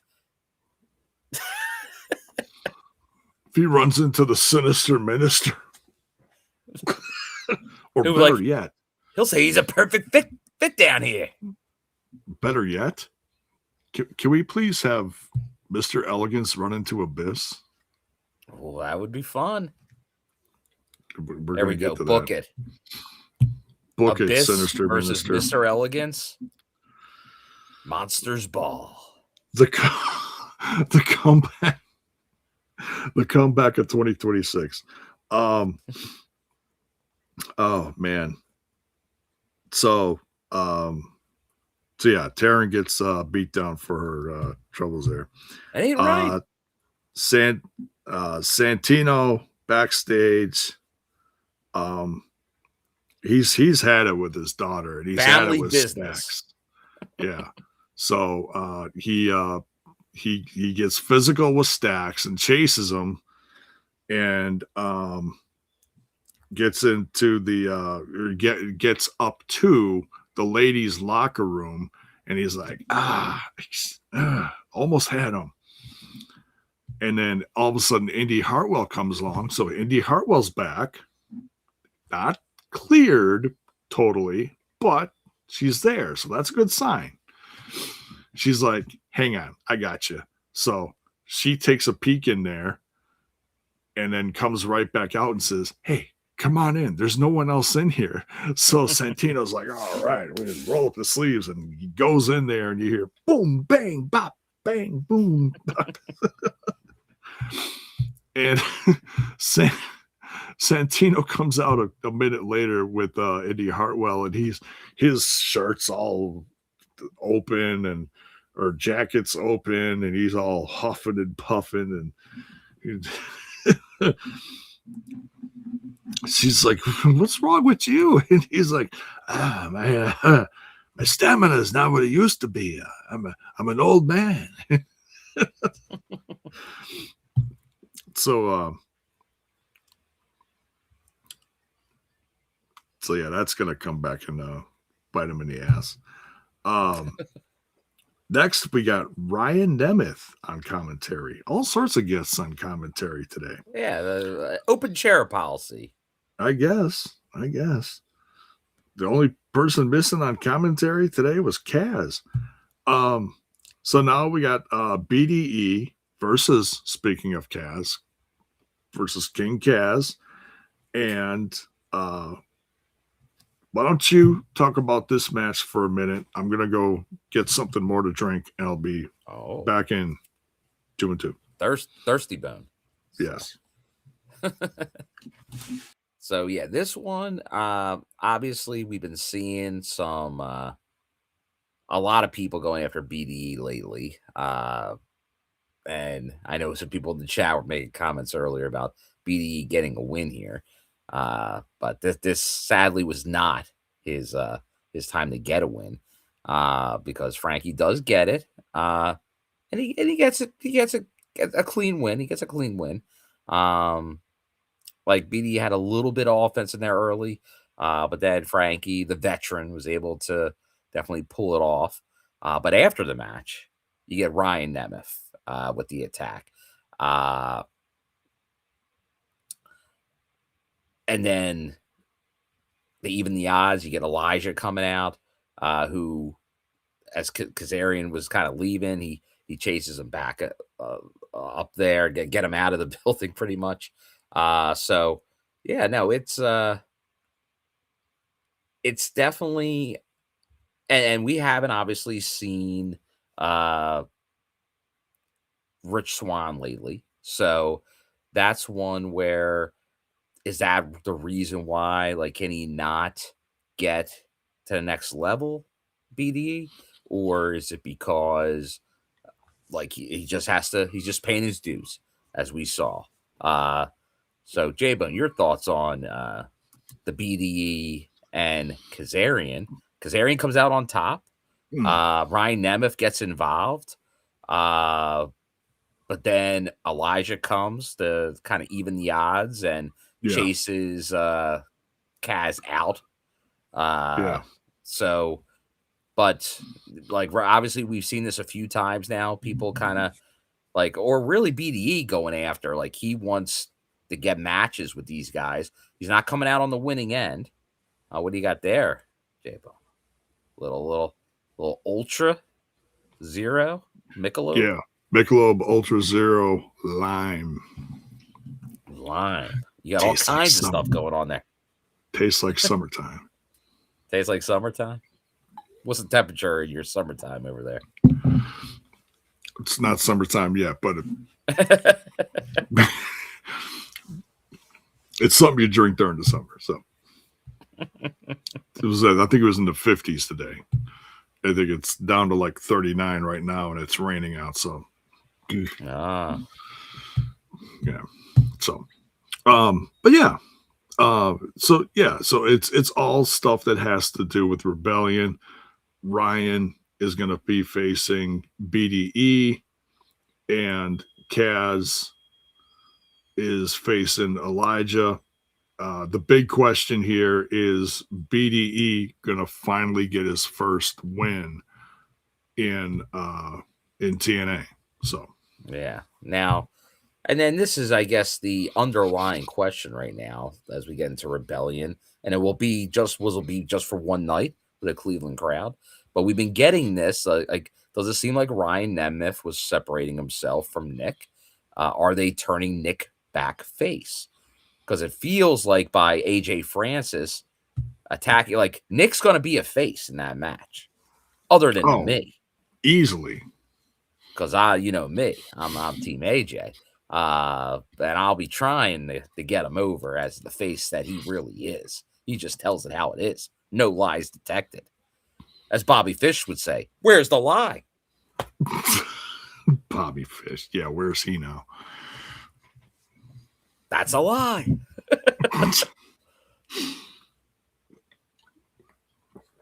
But yeah, Nick Nemeth heading into his hometown, you know he's going to get a decent pop.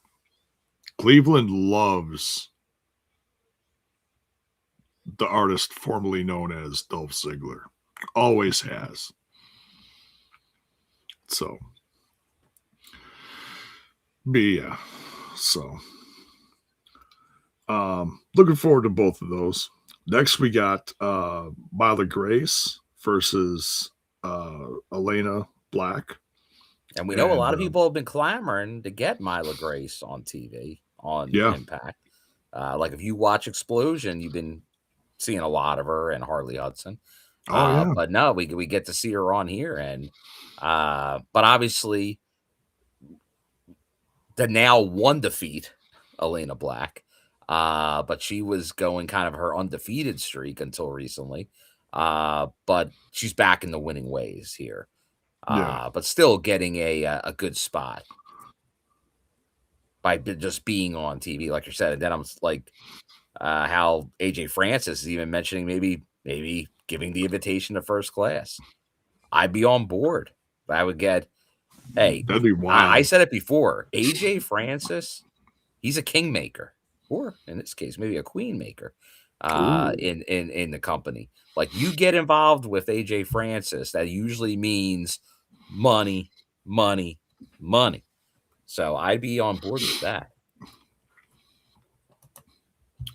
So, but I like the team of Harley Hudson and Myla. So we'll see. I do. Well, maybe they both. Maybe they both. Hey, I'm on board. Could you just picture AJ Francis proudly walking arm in arm with both of them every week? You know. AJ. That'd be something. It works. I could picture it. It'd be like kind of like who used to do that? Oh, Mr. Math himself, Steiner, and his freaks. He always had freaks on both arms. Genetic freak. The peaks with the freaks. So, but yeah, Elayna Black gets the win. Myla Grace, just great seeing her on TV. She's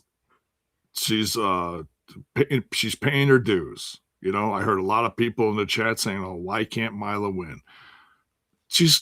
They're building her. Okay, Yeah. she's on TV. She's paying her dues. Like you gotta get there first. Like she's had a nice, like a lot of exposure on Explosion, which is great.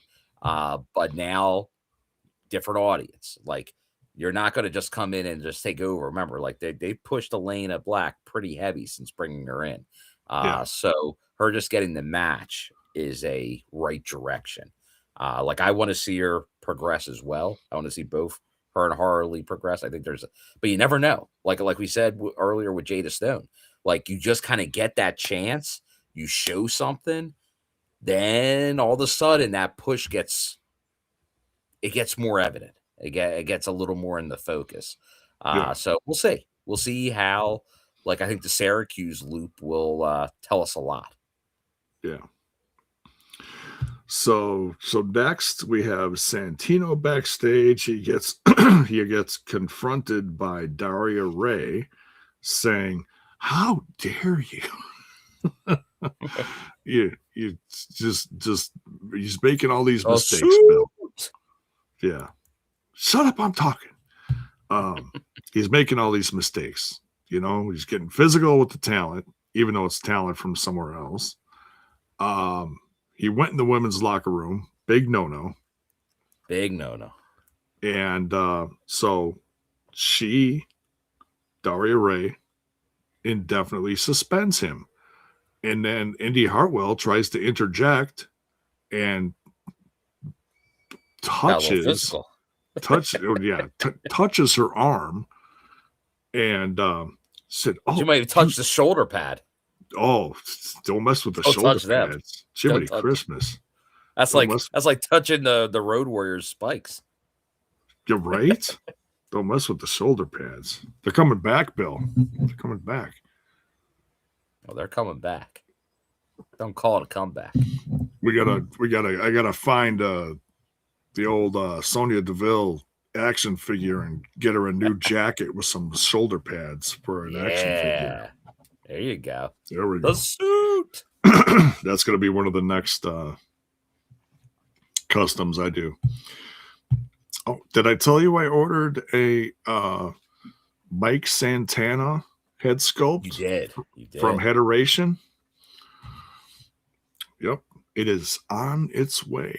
It is slowly swimming across the pond. Fig, you're that. Oh, wait. Did you say swimming across the pond, J-Bone? Yeah, he's swimming across.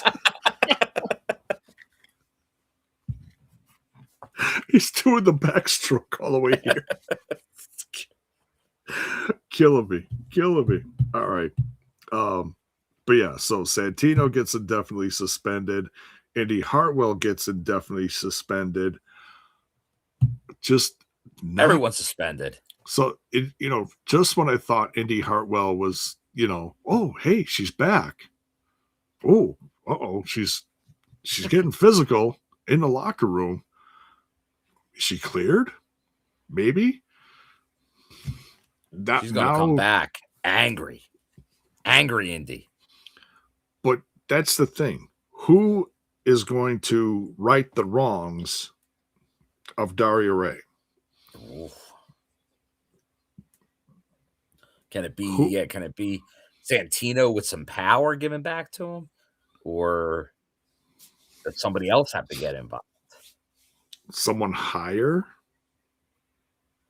Carlos?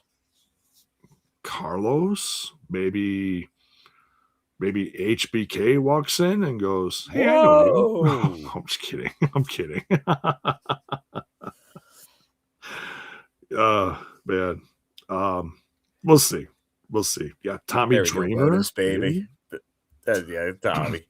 Nah, you got to go. I smell a mixed tag. Play a. Holla, Teddy holla. Long. Oh, good stuff. Good stuff.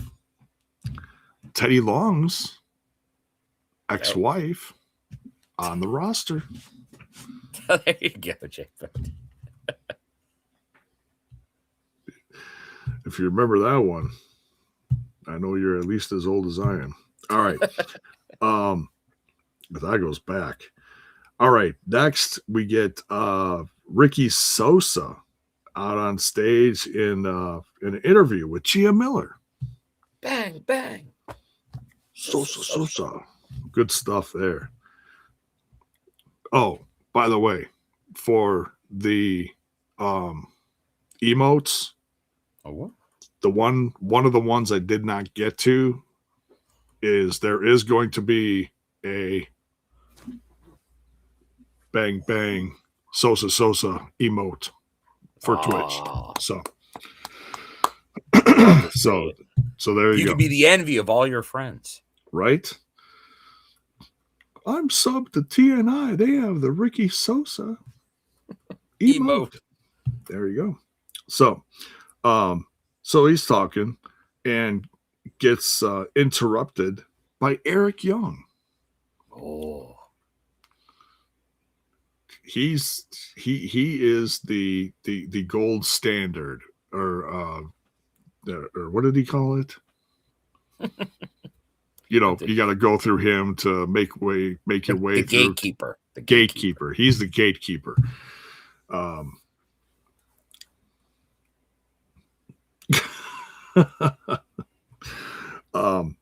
yeah, so they're going back and forth. Things get a little physical. Things they work their way down to the ring, and so I'm a little surprised this hasn't been announced already, but my guess is they're going to put this on the pre-show. Oh, okay. Maybe. They're definitely leading for this, or could this maybe be a main event or a heavily featured match on the Thursday after Rebellion? Is that going to be live? No. Oh, because now you got to remember what part of this all is, because you have Saturday Rebellion. Okay. It's Mania week coming up. Oh. So TNA, and once again, for all the haters out there that have been all over TNA, like, you got to remember, they, instead of doing their normal schedule, they moved it to Tuesday and Wednesday next week, for then talent could go out to Las Vegas and do the indie bookings. So they're doing Tuesday and Wednesday, but there will be a show Thursday night, because the reason they're not out in because you got to remember, like, NXT Stand and Deliver is not out there either. Like, the whole schedule, just for TNA to go out there, they couldn't have done their normal AMC Thursday night show. Right. They would have had to do like a tape show or a live show earlier in the day, something like that. So they're doing a tape show still for Thursday, but it's a lot of competition. So you probably want to load up next Thursday coming out of Rebellion as the fallout. So I could see Ricky Sosa, Eric Young being like, I think you probably get more out of it as a featured match next Thursday than a countdown match. Okay. For Saturday, but who knows? But I think it is coming. It is on the horizon. Oh, okay. So it's the Tuesday and Wednesday, Syracuse, New York, Upstate Medical University Arena. Okay. So I was just seeing where it was, because they're going to be in Cleveland on. Okay. Yeah. All right. They go from Cleveland to Syracuse. So, by the way, how are tickets doing for Rebellion? Have you heard anything? Well, let's J-Bone asks, we'll get an answer. I think that I don't want to talk out of school. I think they were maybe in the 2000-ish range, but let me double check. There's usually someone posting something. Oh, I just found a great picture. What'd you find, J-Bone? Got to do a little share screen Rooney on this. I just went on Twitter because there's always someone on Twitter that posts stuff about ticket sales. Mm. But I found this as soon as I went in. I was going to bring that out for the next one. My guy, Eric Tompkins. Yeah, Eric Tompkins. Abyss, the Sinister Minister, James Mitchell, and Rosemary. Yeah, I love it. That's amazing. That's great. So,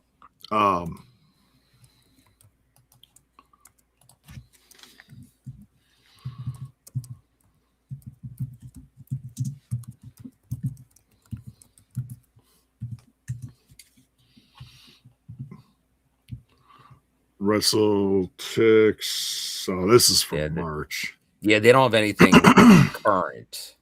I know there's a couple different sites that do it, but once again, that because like they can't get too accurate. That's the thing. They can get to a level, but it's not the best thing to go by. But I would say it's going to be. It's right now. I like I said, I thought I heard the number like around 2000, maybe about a week ago. So, but we'll see as we get a little closer. Hey, that's still decent, and that's a hell of a lot better than what they were doing a few years ago. So yeah, because I know it was set up still for just under $5,000, like $5K is what it was set up for. Okay, and it had been, I think, close to 2,000 with walk up. I think a good goal would probably be maybe to hit close to 3,000. I think that'd be a nice number. Okay. But we'll see.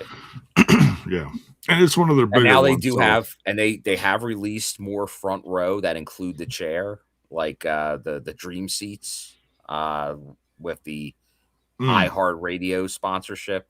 Yeah. So they're out there. So there is like, if you were sitting waiting, you want like, hey, I want the best seat possible. There you go. Like there are some recently released seats that feature the take home chair.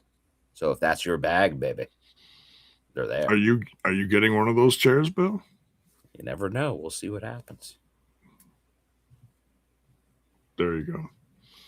They expected 4K, so 2,000 is not really as good as last year's. All right, well, we'll see. Maybe there's a good walk-up. Who knows? Well, once again, like last year, they did Rebellion in LA. And remember, they promoted that very early because that's when they did the dual announcement of Rebellion and Slammiversary at very big arenas. So, once again, like I think, I'm sure the goal was to try to do 4,000 or so. But you never know. This is a market they haven't been to. So that's also asking a lot of a market that you haven't been to in quite a while. So I like I said, I think if they hit the middle and get close to 3, once again, if you're over 2,000, that's still pretty good. Because you got to remember, Genesis and Rebellion are a different level than Slammiversary and Bound for Glory. I don't expect those numbers yet. I think they could get there, but not yet. Yeah. Okay. So, all right. Well, we'll see what happens. Get your tickets. All right. Next. All right. This is absolutely one of the highlights of the show here. This was huge. And this covered so many bases. What she said. That's what she said. So this is a continuation from Tessa showing up in the undead realm, and all of a sudden she runs into the sinister minister. Father James Mitchell. Yes. And he's like, yeah, take a look around. And I'd love to know where they filmed this stuff. And I'm sure that'll come out at some point. But man, where they had Oh, you know what? And I thought I think I saw the comment earlier, and I thought I saw it, but then we got a lot more comments. yeah. But Ingrid's in the chat. Good to see Ingrid. It's been a while. Oh, hi. Long time no see. Good to see you. So, yeah. Yeah, because as highlighting it there, we used trying to highlight it there. Oh, there we you go. Used to barely get 100 tickets a couple years ago, huh? So, yeah, exactly. So yeah, it's if they're doing a few thousand, 2, 3, 4, whatever, that's a win. Okay. Oh, yeah, no, especially once again to a market I haven't been to. Like Cleveland, like there was almost a couple Cleveland shows, but through different things, they did not happen. Yeah. Darn pandemic. Yeah. Darn other things. That summer tour didn't happen due to a venue issue, but still waiting on lockdown. Maybe there's 2 unnamed pay-per-views. Lockdown could be back. I think there's a good chance. We'll see. Yeah. Great to see you, Ingrid. Hope you're well. One of the hardest working people in TNA. Yes. Absolutely. We give you got the All-Star. Gold star. But we also give you the All-Star. Yes. And a cookie or whatever. Yeah, a lot of work. So, Undead Realm, Tessa runs into the sinister minister and he's like, yeah, take a look around. And then they keep going back and forth between several segments, but we see Rosemary walking around with Mara Sade, and Rosemary and Mara Sade seems to be like they're clicking. Mm-hmm. Like Mara Sade is like, oh, this is kind of cool. She's not freaked out. No negative reaction. They're kind of chummy. So that's very interesting. Okay. Far different from the rest of the girls in the Diamond Collective. Okay. We continue. And then all of a sudden, poof, Allie's there. Mara Sade, weren't you dead? and we got the footage. The Su Yung. Yes, from Su Yung. Yeah, that was great. So little throwback there featuring Su Yung there. The old footage from how many years ago did they say it was? 7? 7 years ago. Holy crap. That's crazy. That's as long as I've been on this podcast. That's wild, Bill. Time flies, man. It does, man. So then Myla Moore is still wandering around, and she gets attacked by Jessica Havoc again. So Myla Moore is not having a good time down here. She's having a rough go. She is. In the realm. She is. And then we see Victoria Crawford, and she's kind of like, checking stuff out. What is this? Yeah, like where the hell did I took a wrong turn in Albuquerque? That's right, Albuquerque. Yeah, Bugs Bunny reference if you don't know. And now then, it's a TNA reference. Yeah, it is now. It is because they're going to be going back sometime. Then Rosemary runs into James Mitchell.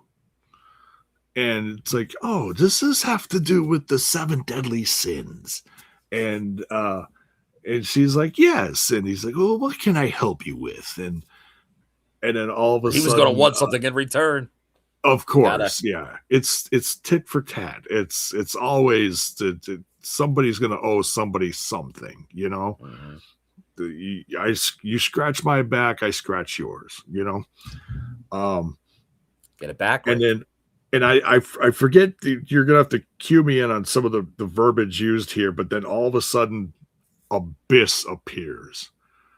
So whatever one of the next 7 deadly sins in, it has to do with the association of Decay, Rosemary, and Abyss. And it's the Abyss that we got at AJ Styles, the tribute ceremony, whatever you want to, so, but yeah, so I was like, and we mentioned this a few weeks ago, didn't we? Didn't one of us say we wouldn't be surprised if Abyss showed up? I said it, because it was Wrestle House when they opened the like the one door, and it was like stock footage of Abyss.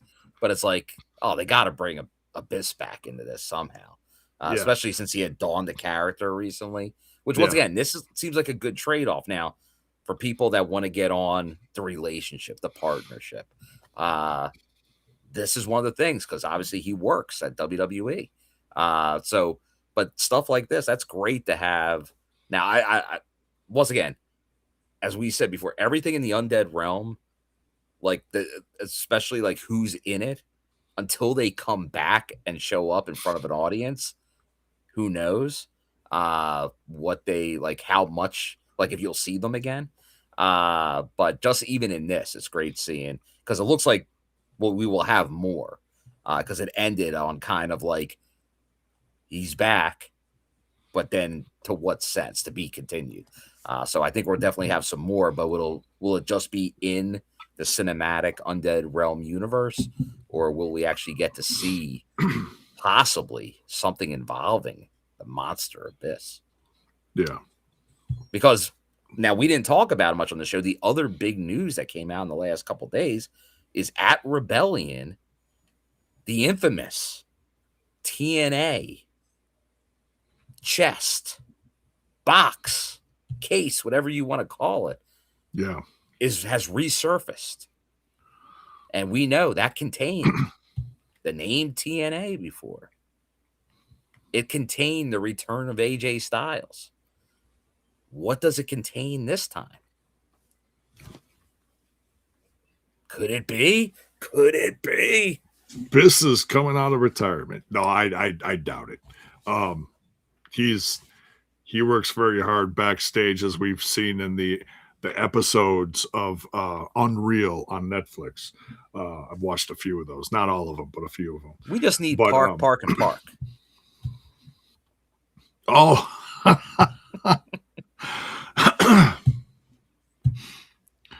Wait, does that mean we get Ethan Page back? Chandler Park. I love Ethan Page, by the way. To me, the guy can do no wrong. I think he's killing it in NXT. So we need a longer Chandler Park run. Yeah, that was a lot. That was a lot of fun. It was a little goofy, but it was fun. Yeah. So yeah, what's in the box? I guess we're gonna find out at Rebellion. Yeah, and let us know in the chat. What do you think? What's in the box? Yeah, what's in the box? Is it a person coming back? Is it a legend? Is it a debut? Is it the two unnamed pay-per-views? Yeah, is it an event? What could it be? The fact that they just released all the dates except for 2 of them, that feels like those 2 are going to be big. No towns and no names. Right. There's dates, no town, no name. Right. So we'll see. It's there we go. Those Silver on the Twitch here. Can we get James Storm or beer money? Well, Bobby Roode is retired. He can't wrestle anymore. But James Storm would be great. He's still going, I think. And he's still going with America's Most Wanted. I tell you, it's the beer scooter is in there. That's what's in there. So you open it up, boom, beer scooter. The Boozer Cruiser. Love You it. could run it all over the undead realm, and I don't know. Abyss We're just getting rides crazy in the undead realm right now. How about Abyss rides the beer scooter? How about that? Oh, give me a I beer don't know. ski. All right, so great segment. All the players, the Diamond Collective, James Mitchell, Rosemary, the Return of Abyss. We even got kudos to Eric Tompkins and the team. Very well done. Like this has been must see TNA programming. It is. It's so much like fun. when it's all done, because they do good jobs at doing this. Like on the YouTube or whatever, put them all together. Make it like a kind of a movie. Yeah. Because in the end, I think it would be probably, because this one was like 5 or 6 minutes. It'd probably be at least a half hour of segments or more. Oh, yeah, I didn't know this. Can't ever forget him. He's Cleveland, man. He is. He's Mr. Cleveland as well. So yeah, CJ Martin here says EC3 has been tagging TNA and Rebellion in some of his recent Twitter posts. Well, there was when he was doing those promos. Yeah, like before, like when they were going to AMC, he was doing it a lot. Yeah. Then like the debut happened, he wasn't on it. Or Genesis, he was doing a lot with Genesis too. Yeah. Genesis and the debut. When he wasn't there, then you didn't really see much. He was focused on his own Exodus promotion. Yeah. But now, with it being in Cleveland, it's been starting to ramp up again. We'll see. This is probably the most likely chance since then. Although I'm putting the odds in the minority. I wouldn't go over 50% on me thinking he'll be there. I'll put a small percentage. But small, like up 10%. I just thought of the perfect scenario. Nick Nemeth comes out. He's wrestling. He gets a big pop from Cleveland. Yeah. AJ Francis and him are having a really good match. And all of a sudden, lights out. See, I think because I just don't know if I see the fit here, where it'd be great if it was, but once again, I don't know, even though he's from there too. I don't know if that story's there, like the pops there that you're looking for. Like Nick Nemeth, like he's obviously pushing the Cleveland roots. EC3 as a returner, there'd be the ones that do know it, but it wouldn't be a big Cleveland focus. So I don't know. Like, I don't think it matters that much. I think it needs to be the right storyline for EC3. Like when they did the Dixie thing, that would have worked. But I'm saying he could be one that could help AJ Francis get a big win, and all of a sudden EC3 is associated with AJ Francis. Well, you know me. Because they're both. I'll tell you what, all about he'd be the better version of Tyrus. He'd be the better version of Tyrus. The much, much better version of Tyrus. True. From back in the day. So there's already been that dynamic in the past, but yeah. He could be first class. The 1% first class. Oh man. I think it's a great combo. Because like I said, they're both all about the money. So I wouldn't be against it.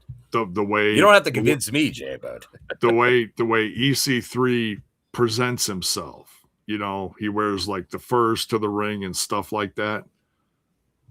I think it's a match made in heaven, but we'll see. I think the key is, just like the last time we saw him, was with the Moose storyline.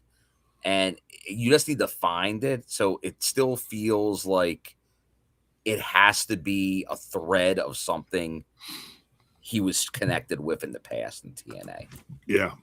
And I don't know if that's there right now, an opening for it. So that's probably why I'm not leaning into it. Like in a debut, you can do whatever you want. Now you have to find the storyline, and I just don't know if it's there, because I'll tell you the one thing: the main event scene, it's pretty full right now in TNA. Yeah, Like like there's a lot of people in the main event scene in TNA. That's a pretty strong area. So which is a great thing. It's a great thing, but it's tough then to kind of shoehorn any new talent to come in unless there's something already existing. So yeah. So, but yeah, we'll see. We'll see. I think the timing is right. Let us know in the chat what you think. Agree or disagree, doesn't matter. So, all right. Next, we got Order 4 in the ring, talking about Rebellion, and Trey Miguel comes down. Moose gets involved. And of course, this is another Rebellion tie-in. Trey Miguel is defending his international title against Ali. Can't wait for that. That's going to be another possibly best match of the night. There's so many. Moose also facing off against at Rebellion, secret agent Cheetos. Zero, excuse me. I didn't even say that man's suspended. That came out with that. Agent Cheetos. So, but yeah, it's all stuff we're looking forward to. Any thoughts on Miguel and Ali? Or Moose, your favorite, and hey, Special Agent Zero. Special Agent. I always say secret. I'm sorry. He's special. I like James Bond stuff, so I always think of secret. I know you're ringtone secret agent, man. We know J-Bone. But Ali, who we've talked about as like a MVP type guy for the company, I'm sure that's going to be. Oh yeah, and Mayor's right. Like Ali was going there, which he tends to do. Brought up Trey's past and the Rascals. A little controversial. Yeah, like he goes there, he pushes the buttons. But no, this should be one of the like you look at it on paper, this is lining up to be one of the better in-ring matches on the card with a lot of them. Like and obviously I've been pushing for the more singles action for Special Agent Zero. Once we saw that first 4-on-4 match and what he did in there, it's like they got something here. Or how are you gonna push this or not? But you still had to have him be part of Order 4 because he's the heavy, he's the bodyguard. But it was a little slower. Like they didn't really push him into much. He didn't get too involved in any matches. But now this is the big one. Moose, Special Agent Zero. Like that's really putting him into because Moose he just took out the system. Now you're putting him in with the heavy of Order 4. It's tough to believe because once again, we talked earlier about the whole pooling, and once again, it was a match that wasn't even announced, and we don't even know what it was.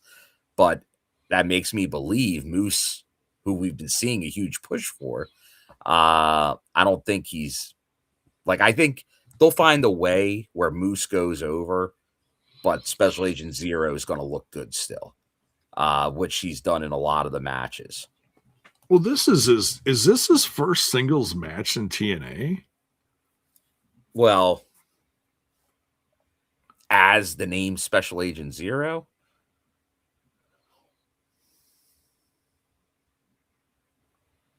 I'd have to look. I think it is. Like Critical Stink could probably confirm with us.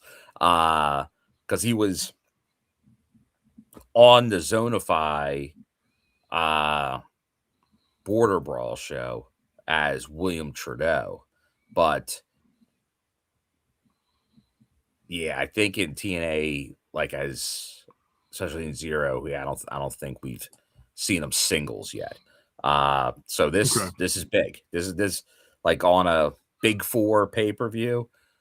This is a good test to see where you're at. And if you're at Moose at full health, he's gonna give it to you. He's gonna go give you the strong style. He's gonna throw it all out there. So I think this will raise the level regardless of the outcome. So, and Critical Sting's confirming, yes, this is his first singles match. Okay, so there we go. So once again, Not bad. A loss to Moose is not ever a bad loss. Like that's fine. No, it's a featured match. But I could see this ending in some type of shenanigans.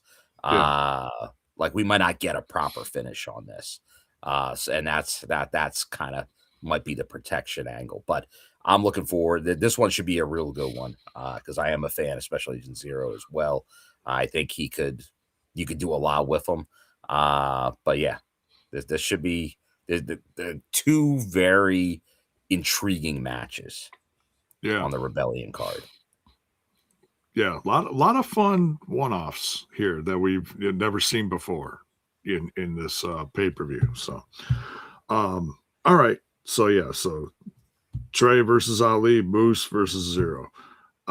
Main event time. Hardy's defending in a tables match the TNA tag team titles against. Not messing around the night with the main event. Yeah. Tables match, main event, going into that's a go home show right there. And this, I was ready for anything, honestly, with this, because then you could have made it, if the Righteous did win, you could have made it Hardy's versus the Righteous versus the System and really blow people's minds, Mm-hmm. I think there's a good chance the Righteous do get involved in Rebellion, though, just because of what happens tonight. So, but what do you think about the tables match, Bill? Oh, well, when you when you have the Hardys involved, you're going to get a good tables match. It's going to be some of the best to do it. And then the Righteous, hey, they didn't back down. They were right in there for this action. But obviously, that the Righteous they're doing their own thing. They're going to the beat of their own drum here. And obviously with what they pull, like the turn that they pulled on the Hardys, it did make you think, well, all right, now what's going to happen here? Like, is it, there's no way they would take the belts right before a major pay-per-view. And they don't, but, but I'll tell you at the end though, you're right. Like good back and forth match. But because everyone always forgets, and I'll got to give our ring announcer the like this one, like you gotta both go through tables. I think everyone always forgets that in a tag team tables match. Like it isn't the first table that breaks. Both members of the team got to go through separate tables and not put yourself through it. It's got to be the opposition putting you through a table. So I think that like sometimes in some of the matches, the rules can get forgotten or you forget about them. And this one, it was, and in the end, they got the win, but post match that didn't matter to the Righteous. They decided to go after the Hardys again. So it's not over with them. So yeah, it feels like there will be right now. It could be something that shows up on the screen that gets their attention during or after the match at Rebellion. But yeah, it doesn't feel like it's over. It doesn't feel like it's over. It feels like they're going to play a part on Saturday. Yeah. Because they definitely sent that message after the match. Yeah. And I don't dig what they're saying. You don't. Wow, you always dig what they're saying. I did, but now when you mess with the Hardys. Oh, right. So you have to have lines, JAYBONE. There's a nice photo gallery already of tonight's show on the website, so go check that out. So noise. But yeah, fun tables match. Not like the greatest tables match ever by any means, but I mean, had 20 minutes or whatever it was, decent. Hardy's retain here, but they are in not good shape going into this pay-per-view, Bill. They're not. They're not. They're beat up. Bioflex will have to give us an update during the show. Oof. Put them in the ice bath before the show. They'll be all right. So, but yeah, that is the go home show. I'd say definitely a well-rounded show, Bill. Covered a lot of bases, decent matches, and yeah, like when you get a tables match, tag title match with the Hardys as your main event, you got a contract signing, you got the Undead Realm. Like this was a loaded show going into a big four pay-per-view. I gotta like I think everyone's got to be happy with this. I think internally, I think most of the feedback we got when we first started the review was pretty positive. I think the fan base liked what they saw here, and as we always like to say, if it goes by quick, that's a good sign for a good show. And the show went by quick. Like when it feels like it's flying by, it's because it's seamless. It's got good pacing. It's keeping the interest. So I think that was all accomplished, and it's looking like it's set up once again. And because and we didn't even get into this when we went over the schedule, but how we're talking like possibly now 6 big tentpole pay-per-views, maybe less of the monthly specials. But that's something we kind of had here. There's a few times a year where you get the monthly specials and then a 2-week turnaround until the big four pay-per-view. That's a lot to do in a short amount of time. But I think they did a pretty good job. Like I think they usually do a good job, but I think here they did a pretty good job of putting it together quick, getting a lot of it there. But like you will look at a couple of the matches and be like, well, you said earlier, maybe they're one-offs, but they look like they're appealing one-offs. But we always we will be critical of other places that don't give you a storyline. They'll just throw a match together for the sake of good matches. And you can do that. You can definitely do that. Pay-per-views are a good place to do that. Just like, hey, get maybe a minor angle, throw them in a match, let that tell itself. But you don't want to get too heavy on that. But when you have short turnarounds, that can be trouble. If that's less of an issue going forward because they're building up to 6 big pay-per-views a year, that could make that storytelling a little easier, a little more time to develop a lot of those storylines as opposed to maybe some of these quick turnarounds. So that could be another benefit if that's what the new schedule does entail. Yeah. So, but yeah, and let us know in the chat.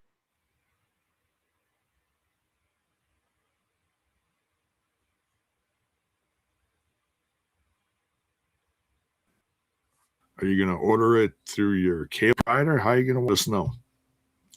Did I? Yeah, because we talked about on the other one, there is. Yeah, first you slowed down for a second. You're back now, J-Bo. Okay. That Milwaukee slow weather. Blame it on a non-alcoholic beer.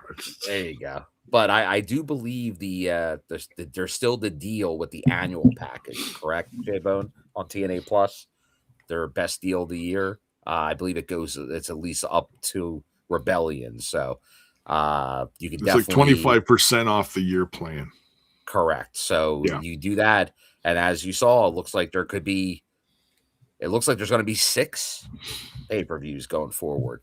So that's even a better bargain going forward because that's 2 more big shows. So definitely worth the investment to get your TNA in every way possible. Yeah, and they're adding a lot of classic stuff on there that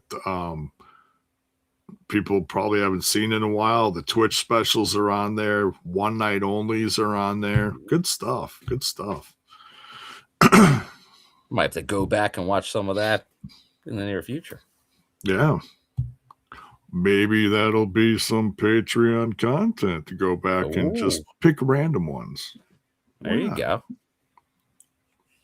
So, all right. Any final thoughts going into this weekend? You're driving to Cleveland, right? I'm driving to Cleveland. So I will. I'm in Atlantic City tomorrow night. I'll drive out to Cleveland. I'll leave sometime mid-morning. Get out there a couple hours before the show, and looking forward to it. Should be a good one. Good rebellion. Then get back. Oh, there you go, Ingrid. Not the Twitch specials. Everything else. One night onlys. Yes. Oh, because I was just on the website and it said Twitch specials on there. Does it? Yeah. Well, on TNA Plus, yeah. Hang on a second. Yeah. Let's know what you're seeing there, J-Bone. What are you seeing? There's a lot of specials. AJ Styles section, the knockout section, Hall of Fame stuff.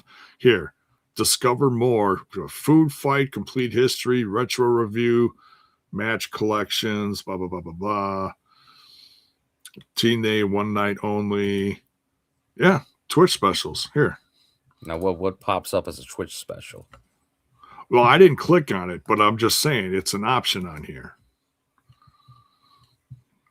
See, Twitch specials, DVDs are on here, main event Mondays, TNA epics, unfinished business, documentaries. It's all sorts of, all these different specials are on here. So if I click on it. Okay, yeah, there you go. All right, yeah. Overdrive. I was there. that was in PA. One of my favorite ones, and I don't know if it was a Twitch special or not, but it was the one where LA Knight, Eli Drake was a special in it's more Ingrid flashing back to like, oh no. There's a special in Detroit that was like all based around him. So yeah, they're not all on here. Well, the greatest one is right there, J-Bone. Oh, Impact Wrestling versus Lucha Underground. Yeah. Money. Absolute money. Barbed Wire Massacre. LAX versus OVE. Come on. That is great stuff. Well, that was the one that they couldn't air on the station. That's why it was a Twitch special. Right, because it was too violent. So that and then Rob Van Dam was pushing the limits. Oh, we can't talk about that. Rise of the Knockouts, great stuff there. All sorts of stuff. All right. Yeah. You know what? I got to give a shout out because we got the legend hopping in too. We got David Penzer in the chat. Penzer.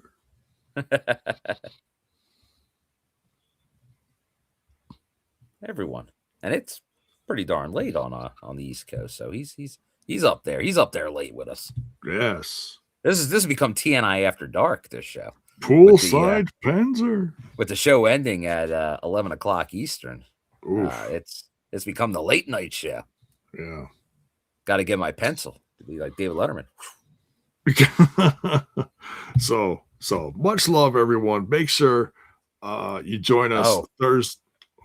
What's he say? Let me do the my favorite show segment. Where is Bill staying in Cleveland? Nowhere. Because I am driving into Cleveland, watching the show, and driving out. Yep.